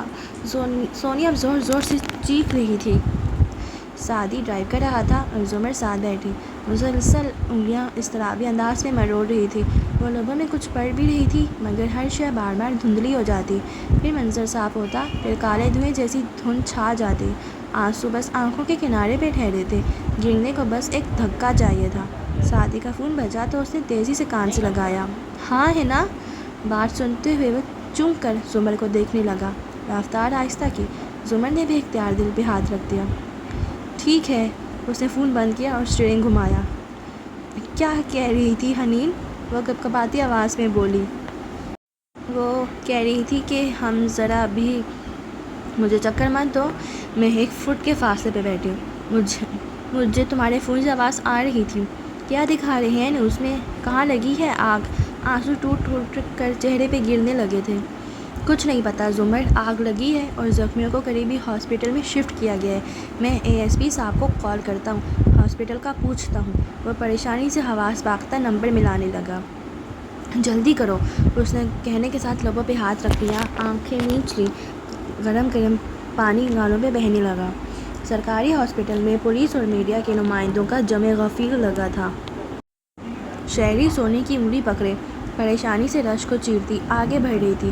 سونی مسلسل روئے جا رہی تھی، خاموش ہچکیوں کے باعث اس کا بدن آہستہ آہستہ ہچکولے لیتا تھا۔ زمر اور سعدی دوڑتے ہوئے ہسپتال کی عمارت میں داخل ہوئے۔ زمر نے آنسو صاف کر لیے تھے اور اب وہ ہراساں انداز میں ادھر ادھر گردن گھماتی آگے بڑھ رہی تھی۔ اس یونٹ میں عجیب افراتفری کا عالم تھا، رپورٹرز، کیمرے، پولیس، رش ہی رش۔ جانے سعدی نے کس کو روک کر کچھ پوچھا تھا؟ اس نے نسوانی آواز کو کہتے سنا، آپ ادھر آئیں۔ وہ کچھ سمجھ نہیں پا رہی تھی، بس سعدی کے پیچھے بھاگ رہی تھی۔ کوئی عجیب وحشت زدہ سی مسافت تھی جو طے کر رہی تھی۔ ہم کہاں جا رہے ہیں؟ ایک کمرے کے سامنے رک کر اس نے اونچی آواز میں پوچھا۔ شور بہت تھا، کان پر آواز سنائی نہ دیتی تھی۔ وہ اس کی طرف مڑا، اس کا چہرہ سفید پڑ رہا تھا مگر بظاہر خود کو سنبھالے ہوئے تھا۔ وہ کہہ رہے ہیں کہ ایک باڈی ہے، پہلے دیکھ لیں پھر ہم زخمیوں کو۔ نہیں۔ وہ بدک کر پیچھے ہٹی اور بے یقینی سے اسے دیکھا۔ اس کو ایمرجنسی میں ڈھونڈو، ادھر کیوں؟ نہیں۔ ہاں ہاں، وہ کوئی اور ہوگا۔ وہ اس کو کندھوں سے تھام کر تسلی دینے لگا، مگر اس کی لواحقی نہیں آئی اور ان کو اس کی شناخت کرنی ہے، اس لیے میں ایک دفعہ دیکھ لوں۔ وہ ٹوٹی پھوٹی امید سے کہتا آگے بڑھنے لگا مگر زمر نے زور سے اس کی کونہی دبوچی۔ نہیں۔ وہ نفی میں سر ہلا رہی تھی، آنسو بل بل بہنے لگے تھے۔ میں کہہ رہی ہوں وہ فارس نہیں ہوگا، اس کو کہیں اور ڈھونڈتے ہیں۔ میں آتا ہوں۔ وہ بامشکل اپنا بازو چھڑا پایا تھا۔ زمر نے پیچھے جانے کو قدم اٹھائے مگر پیر لڑکھڑا گئے۔ اس نے دیوار کا سہارا لیتے خود کو سنبھالا، پھر دیوار سے ٹیک لگائے کھڑی رہی۔ وہ آنکھیں بند کیے گہرے گہرے سانس لینے لگی، مگر سارا مسئلہ یہ تھا کہ آنکھیں بند کرنے پہ وہ فوراً آنکھوں کے سامنے آ جاتا تھا۔ زمر بی بی، آپ؟ وہ مسکراتے ہوئے کچھ کہہ بھی رہا تھا۔ نئے گھر کی باتیں، چڑیا گھر میں نہ رہنے کی باتیں، یونیورسٹی کی 2 لڑکیاں جو اس کو پسند تھیں ان کی باتیں۔ اس نے آنکھیں کھولیں، یہاں بھی قیامت سی قیامت تھی، وہ کہاں جائے؟ سعدی دروازہ کھول کر باہر نکلا تو وہ ہل نہیں سکی، آواز نہیں نکال سکی، آنسو نہیں روک سکی۔ وہ اس کے قریب آیا۔ زمر نے نفی میں سر ہلایا۔ وہ فارس نہیں تھا نا؟ مجھے بتاؤ، مجھے کچھ نہیں سننا۔ وہ اسے کچھ بھی کہنے سے روکنا چاہتی تھی مگر وہ آگے آیا اور اسے گلے سے لگایا۔ زمر کا سانس تھام گیا، پھر اس کا سر تھپکتے ہوئے وہ دھیرے سے بولا، مرنے والا نیاز بیگ تھا، وہ فارس غازی نہیں تھا۔ وہ کرنٹ کھا کر اس سے علیحدہ ہوئی، بے یقینی سے اسے دیکھا۔ وہ فارس نہیں تھا تو فارس کہاں ہے؟ آئیں ان کو وارڈ میں ڈھونڈتے ہیں۔ اس کا ہاتھ پکڑے آگے چلنے لگا، اسے لگا وہ پانی پہ چل رہی ہے۔ جسم، دماغ، ہر شے سن ہو گئی تھی، آنسو بہنے رک گئے تھے۔ مسز زمر؟ وہ آگے آگے جاتے پلٹی۔ راہداری کے اختتام پہ ڈاکٹر ایمن کھڑی نظر آ رہی تھی، شال لپیٹے، ویران چہرہ لیے، جیسے ابھی بستر سے اٹھی ہو۔ فارس کہاں؟ الفاظ ٹوٹ گئے۔ وہ زخمی ہے مگر ٹھیک ہے، اس کو میں نے منع بھی کیا تھا مگر وہ قریب آتے ہوئے تلخی سے ہنسی۔ مگر وہ خاور کو بچانے کے لیے آگ میں کود پڑا۔ وہ ٹھیک ہے؟ زمر دوڑ کر اس کے پاس گئی، وہ سخت ہراساں تھی۔ ہاں، اس کی کمر اور ٹانگ پہ زخم آئے ہیں، اس کے اوپر لوہے کا ٹکڑا آ کر لگا تھا، چند برنس بھی ہیں، مگر اسی وقت چھت پہ لگے آگ بجھانے والے شاور پانی گرانے لگے جو بالکل کام نہیں کر رہے تھے۔ تو اس کی بہت بچت ہو گئی ہے۔ زمر نے گہری سانس لی۔ آپ ٹھیک ہیں؟ سعدی نے رسماً پوچھ لیا۔ میں وہ زخمی پن سے مسکرائی۔ میں ہر آگ سروائیو کر جاتی ہوں، ٹھیک ہو؟ آپ فارس کو وارڈز میں ڈھونڈیے۔ وہ دونوں پوری بات سنے بغیر آگے بھاگے۔ ایمن اسی زخمی مسکراہٹ سے ان کو بھاگتے دیکھتے رہی۔ پھر وہ مڑی تو کسی پہ نگاہ پڑی۔ زخمی مسکراہٹ خوشی بھری مسکراہٹ میں ڈھل گئی۔ اس نے ہاتھ کے اشارے سے اس کو اپنے پاس بلایا۔ ادھر آؤ۔ مجھ سے کیا پوچھتے ہو؟ شہری وفا کیسا ہے؟ ایسا لگتا ہے سلیبوں سے اتر کر آیا۔ وارڈ میں کسی نے کس طرف اشارہ کیا؟ کسی نے کس طرف؟ وہ دونوں تیز تیز قدموں سے آگے چلتے بڑھتے گئے۔ بیڈز کی طویل قطار میں جا بجا پردے لگے تھے۔ سعدی نے ایک پردہ ہٹایا تو بالآخر وہ بستر پہ لیٹا نظر آیا۔ آنکھیں بند تھیں، غالباً نشہ آور ادویات کے زیر اثر تھا۔ چہرے پہ زخموں کے نشان تھے۔ وہ دو نرسز سر پہ موجود تھیں۔ سعدی نے گہری سانس لی اور مڑ کے دیکھا۔ زمر پیچھے آ رہی تھی۔ اس نے راستہ چھوڑ دیا۔ وہ تیزی سے آگے آئی۔ فارس کو دیکھ کر قدم زنجیر ہو گئے۔ پھر بے جان پتھر کا بت۔ آنکھوں میں ڈھیر سارا دکھ اترا۔ اسے کبھی بیمار، کبھی یوں بے ہوش نہ دیکھا، اور آج پتہ چلا تھا کہ ایسے دیکھنے میں کتنی اذیت تھی۔ فارس! وہ لپک کر اس کے قریب آئی۔ پھر اضطراری انداز میں سر پہ کھڑی نرس سے بولی، یہ ٹھیک ہے نا؟ اور ٹھیک ہو جائے گا نا؟ آہستہ بولیں، مریض کے سر پہ شور نہ کریں، نرس نے بیزاری سے کہا تھا۔ وہ ہوش میں آ رہا تھا مگر تکلیف میں تھا۔ اسے انجیکشن لگایا ہے۔ زمر کچھ دیر بھیگی نظروں سے اسے دیکھتی رہی، پھر آنسو رگڑ کر صاف کیے اور غصے سے سعدی کی طرف گھومی۔ کیا کہا تھا میں نے تمہیں؟ ہاں؟ اس نے دونوں ہاتھوں سے اس کے سینے پہ زور دے کر اسے پرے دھکیلا۔ کیا کہہ رہی تھی میں؟ اس کو زخمیوں میں ڈھونڈو، مگر تم پہلے ادھر ڈیڈ باڈی کے پاس چلے گئے۔ تمہیں شرم نہیں آئی؟ ہاں؟ تمہیں کوئی احساس نہیں ہوا؟ وہ اب غصے اور بے بسی سے اس کے سینے کو تھپڑوں اور مٹھیوں سے مار رہی تھی۔ آنسو پھر سے بہنے لگے تھے۔ اچھا اب تو ٹھیک ہے نا؟ وہ اپنا بچاؤ کرتے اسے بہلانے والے انداز میں بولا۔ آپ کو انہیں میرے پیچھے جانے ہی نہیں دینا چاہیے تھا۔ کیسے نہ جانے دیتی؟ ہاں، تم ہمارے ساتھی ہو، ہمیں ہمیشہ تمہاری حفاظت کرنی ہوتی ہے۔ اور ساتھ ہی زور سے اس کے کندھے پہ تھپڑ مار کر اسے پرے ہٹایا۔ سعدی نے برا سا منہ بنایا۔ واہ، یہ صاحب تو آپ کو زہر لگا کرتے تھے۔ اب بھی لگتا ہے۔ آنسو صاف کرتے اس نے ناک سپوڑ کر اندر کھینچی۔ مگر تم نے مجھے اتنا ڈرا دیا۔ اور سعدی میں اتنا ڈر گئی تھی۔ وہ اپنے ڈھال سے بیڈ کے کنارے بیٹھ گئی اور سر دونوں ہاتھوں میں گرا لیا۔ وہ تھکان سے مسکرایا۔ چلیں آپ بیٹھے، میں ان کو روم میں شفٹ کروانے کا بندوبست کرتا ہوں اور گھر فون کرتا ہوں۔ زمر نے تیزی سے سر اٹھایا۔ سب کو مت بتانا کہ وہ زخمی ہے، یوں ہی وہ پریشان ہوں گے۔ زمر، وہ اسی طرح مسکرایا۔ ہمیں ایک دوسرے سے اب کچھ نہیں چھپانا۔ اگر کارداز کاٹیج بھی جاتا تو بتا کر جاتا۔ آپ بیٹھے، میں آتا ہوں۔ اسے تسلی دیتا وہ باہر نکل گیا۔ وہ گردن موڑے فکر مندی سے فارس کو دیکھنے لگی جو آنکھیں بند کیے غنودگی کے عالم تھا۔ I hate you فارس غازی، I really hate you۔ وہ بے بسی بڑے دکھ سے اس کے ہاتھ پہ ہاتھ رکھتے ہوئے بولی تھی۔ وہ بے خبر سو رہا تھا۔ کیسے ہیں لوگ، ان کی تمہیں کیا مثال دوں؟ جا کر مجسمے کہیں پتھر کے دیکھ لو۔ اسی ہاسپٹل کے پرتعیش اور نفاست سے سجے ایک پرائیویٹ روم میں ہاشم کاردار صوفے پہ ٹانگ رکھے براجمان تھا۔ ہاسپٹل کی شرٹ اور ٹراؤزر میں ملبوس وہ بظاہر زخمی دکھائی دیتا تھا۔ ہاتھ پہ پٹی بھی بندھی تھی، ماتھے اور سر پہ بینڈیج بھی تھی، مگر چہرے پہ سکون تھا اور دلچسپی سے دیوار پہ لگی ٹی وی اسکرین کو دیکھ رہا تھا۔ وہ لوگ بچ گئے مگر اٹ ورکڈ، ہے نا؟ مسکرا کے ساتھ ہاتھ باندھے کھڑے رئیس کو دیکھا۔ جی سر، مگر انہوں نے آپ کو کمرے سے باہر جاتے دیکھا تھا۔ اسے خیال آیا، اتنی افراتفری میں کیسے یاد رہنا ہے کہ میں کمرے میں تھا یا نہیں؟ ٹی وی چینلز کو دیکھو، وہ مجھے پروموٹ کر رہے ہیں۔ یس سر، رئیس جوش سے بتانے لگا۔ ہمارے پاس غازی کی فوٹیج ہے، وہ بھی وہاں موجود تھا۔ الزام اس کے سر ڈال دیں گے یا اس کو حادثہ کہیں گے، آپ پہ کوئی شک نہیں کرے گا۔ میڈیا آپ کو ہیرو بنا کر پیش کر رہا ہے۔ بار بار اینکرز گلا پھاڑ کر کہہ رہے ہیں کہ ہاشم کاردار نے ابھی چند دن پہلے عدالت میں اپنے خاندان کی بے گناہی ثابت کی تھی۔ Very good. وہ محظوظ ہو کر اسکرین کو دیکھ رہا تھا۔ ہم ہر کرائسس سے محفوظ نکل آئے۔ رک کر تصحیح کی۔ میں ہر کرائسس سے نکل آیا، کوئی میرا کچھ نہیں بگاڑ سکا، نہ عدالت، نہ قانون، نہ میری ماں۔ میں نے ہر شے کو سروائیو کر لیا۔ میں رئیس، میں سب سے بڑا سروائیور ہوں۔ فیصلے کی گھڑی آ بھی گئی مگر میں اپنے قدموں پہ کھڑا ہوں، وہ گردن کڑا کر کہہ رہا تھا۔ اور اب ہم نئی شروعات کرنے جا رہے ہیں۔ ہم کاروباری دوست بنانے جا رہے ہیں، نئے پارٹنرز، نئے مواقع، نیا گھر۔ وہ طمانینت سے بولا تھا، پھر گھڑی دیکھی۔ کتنی دیر ہے؟ بس سر، میڈیا کو آپ کا انتظار کروا رہا ہے۔ گھنٹے بعد آپ باہر نکلیں گے اور میڈیا کے سامنے اعلان کہیں گے کہ یہ سب فارس غازی نے عدالتی شکست کا بدلہ لینے کے لیے کیا ہے، اور فی الحال عوام کو آپ سے ہمدردی ہے، میڈیا کو آپ سے ہمدردی ہے، سب آپ کا یقین کریں گے۔ زبردست! وہ مسکرا کے ٹی وی کو دیکھنے لگا۔ It did work after all. فیصلے کی گھڑی آ چکی تھی مگر ابھی بیتی نہیں تھی۔ جو نفس تھا کارِ گلو بنا، جو اٹھے تو ہاتھ لہو ہوئے، وہ نشاطِ آہ سحر گئی، وہ وقارِ دستِ دعا گیا۔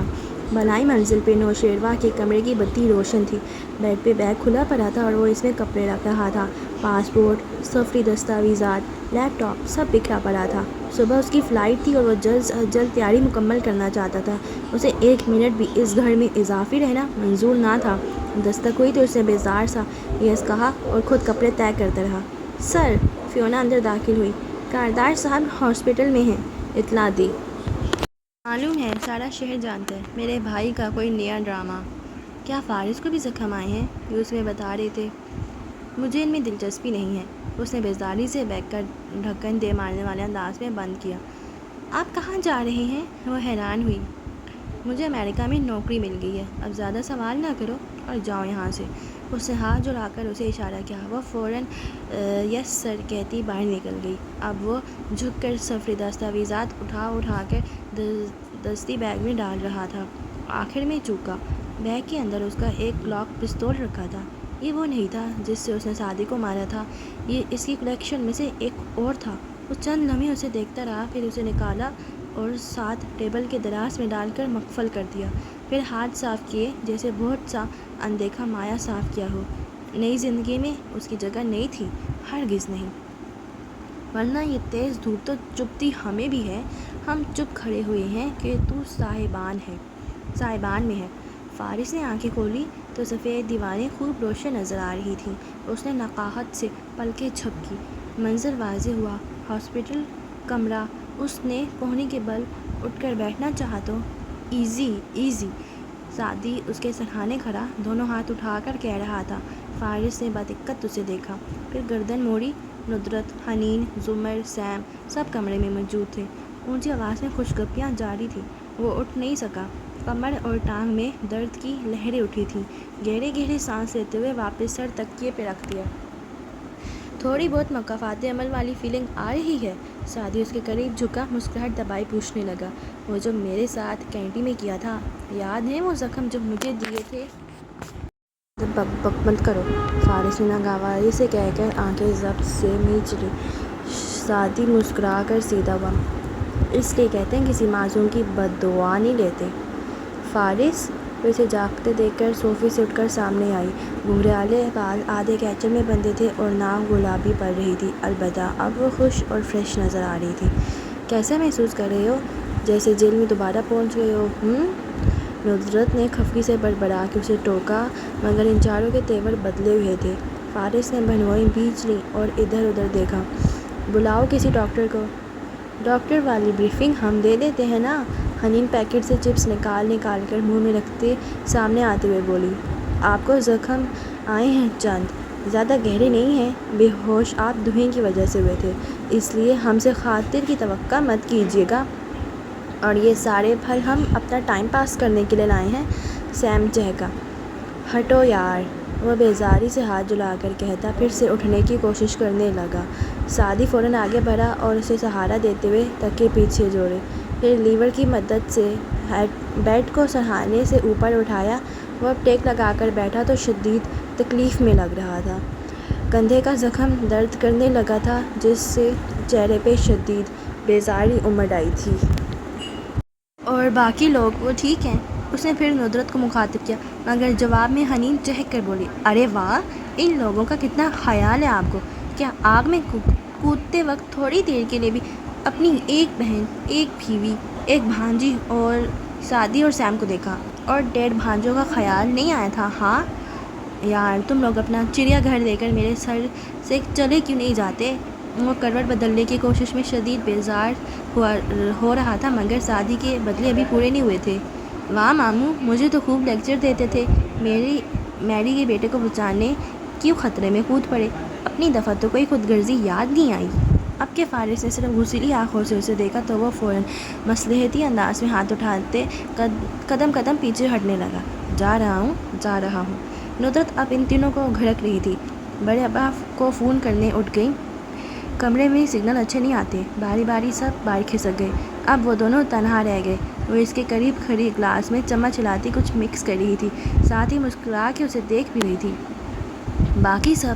وہ قدرے پرسکون ہوا تو نقاہت زدہ نظروں سے اسے دیکھتا دھیمی آواز میں پوچھنے لگا، نیاز بیگ ایکسپائرڈ ہو گیا سانس گھٹنے کی وجہ سے؟ باقی سب ٹھیک ہے؟ پھر گہری سانس لی۔ ہاشم ہیرو بن چکا ہے، جو بھی زخمی ہو جائے عوام کی ہمدردی سمیٹ لیتا ہے، اور یقیناً سارا الزام میرے سر ڈال چکا ہوگا۔ ابھی کتنی دیر ہوئی ہے حادثے کو؟ ابھی تو وہ باہر بھی نہیں نکلا، اور وہ ڈال بھی دے تو کیا، وہاں سب نے تمہیں لوگوں کو نکالتے اور بچاتے ہوئے دیکھا ہے۔ واٹ ایور، اس نے سر جھٹکا۔ وہ گلاس پکڑتے اس کے قریب آئی اور اس کے کندھے کو چھوا۔ گڈ جاب غازی، وہ کڑاہا۔ یہ بات آپ تندرست کندھے کو بھی تھپک کر کہہ سکتی تھی۔ اوہ سوری، مجھے تو بھول گیا تھا، وہ تپی ہوئی مسکراہٹ کے ساتھ بولی۔ وہ نہ چاہتے ہوئے بھی مسکرا دیا۔ مجھے پتہ ہے تم ناراض ہو، کب نہیں ہوتی؟ خیر، میں وہاں سے بھاگ نہیں سکتا تھا، میں ایسا نہیں ہوں۔ وہ گردن موڑ کر دوسری دیوار کو دیکھنے لگا۔ اور اگر تمہیں کچھ ہو جاتا تو میں کیا کرتی؟ اس کی آنکھیں پھر سے بھیگنے لگیں۔ اچھا، تم پریشان ہوئی؟ فارس نے چونک کے اسے دیکھا، پھر مسکرایا۔ تنے اعصاب پہلی دفعہ جیسے سکون میں آنے لگے۔ پریشان؟ اس نے خفگی سے سر جھٹکا۔ بس اتنا اندازہ ہوا کہ نفرت کتنی کرتی ہوں میں تم سے۔ اچھا، کتنی کرتی ہو؟ اس نے سر کو پیچھے ٹکا لیا اور دلچسپی سے زمر کو دیکھا۔ اتنی کہ میں ہاشم کی جان لے لیتی۔ کیا فائدہ ہوتا؟ میں تو نہ واپس آ سکتا۔ جو کہنا ہے کہہ لو، میں سچ میں بہت پریشان ہو گئی تھی۔ وہ ناک سے سانس اندر کھینچتی زکام زدہ آواز میں بولی تھی۔ اچھا لگا سن کر۔ بہت برے ہو تم۔ کیوں، میں نے کیا کیا ہے؟ کم از کم ہاسپٹل کے بیڈ پہ تم سے قانونی شہادت کے آرٹیکلز نہیں پوچھ رہا۔ وہ اس بات پہ بے اختیار ہنستی چلی گئی۔ وہ تو پھر چمکتی آنکھوں سے اسے دیکھتے نفی میں سر ہلایا۔ خیر، میں نہیں بتا رہی کہ وہ کیوں پوچھا تھا میں نے، بس اتنا جان لو کہ میں تمہیں جانتی ہوں۔ صرف جاننا کافی ہے یا کوئی خدمت بھی کرو گی؟ کیا خدمت کروں؟ کیا کرتے ہیں ایسی سچویشنز میں؟ وہ یاد کرنے لگا۔ یہ سوپ پلاؤ نا مجھے اپنے ہاتھوں سے۔ شور۔ اس نے تپائی پہ دھرا گلاس اٹھایا، اس میں چمچ ہلایا اور پھر چمچ باہر نکال کر رکھتے ہوئے بولی، میں ضرور تمہیں سوپ پلاتی، مگر یہ سوپ نہیں ہے۔ گلاس سامنے کیا تو اس نے دیکھا اندر نارنجی جوس تھا۔ یہ انسٹنٹ ڈرنک ہے جو میں نے تمہارے لیے ہلکان ہو کر اپنی ضائع شدہ توانائی کو بحال کرنے کے لیے بنائی ہے۔ سوری فارس، یہ میری ڈرنک ہے۔ سادگی سے کندھے جھکا کر وہ اس کے عین سامنے گھونٹ جوس پینے لگی، اور وہ خفگی سے اسے دیکھ گیا۔ میں سمجھا تھا موت کے منہ سے واپس آنے کے بعد میری عزت میں شاید کوئی اضافہ ہوا ہو، مگر… اور ناگواری سے سر جھٹک دیا۔ وہ نہ چاہتے ہوئے بھی بے ساختہ ہنس دی۔ وہ ایسی گھڑیاں تھیں جب آنسو اور ہنسی ایک ساتھ نکلنے کو بےتاب لگ رہی تھی۔ تب ہی باہر عجیب سا شور بلند ہوا۔ وہ دونوں چونک کر دیکھنے لگے، پھر زمر نے سر جھٹک دیا۔ اب چاہے باہر قیامت بھی آ گئی ہو، وہ فارس کو چھوڑ کے کہیں نہیں جا رہی تھی۔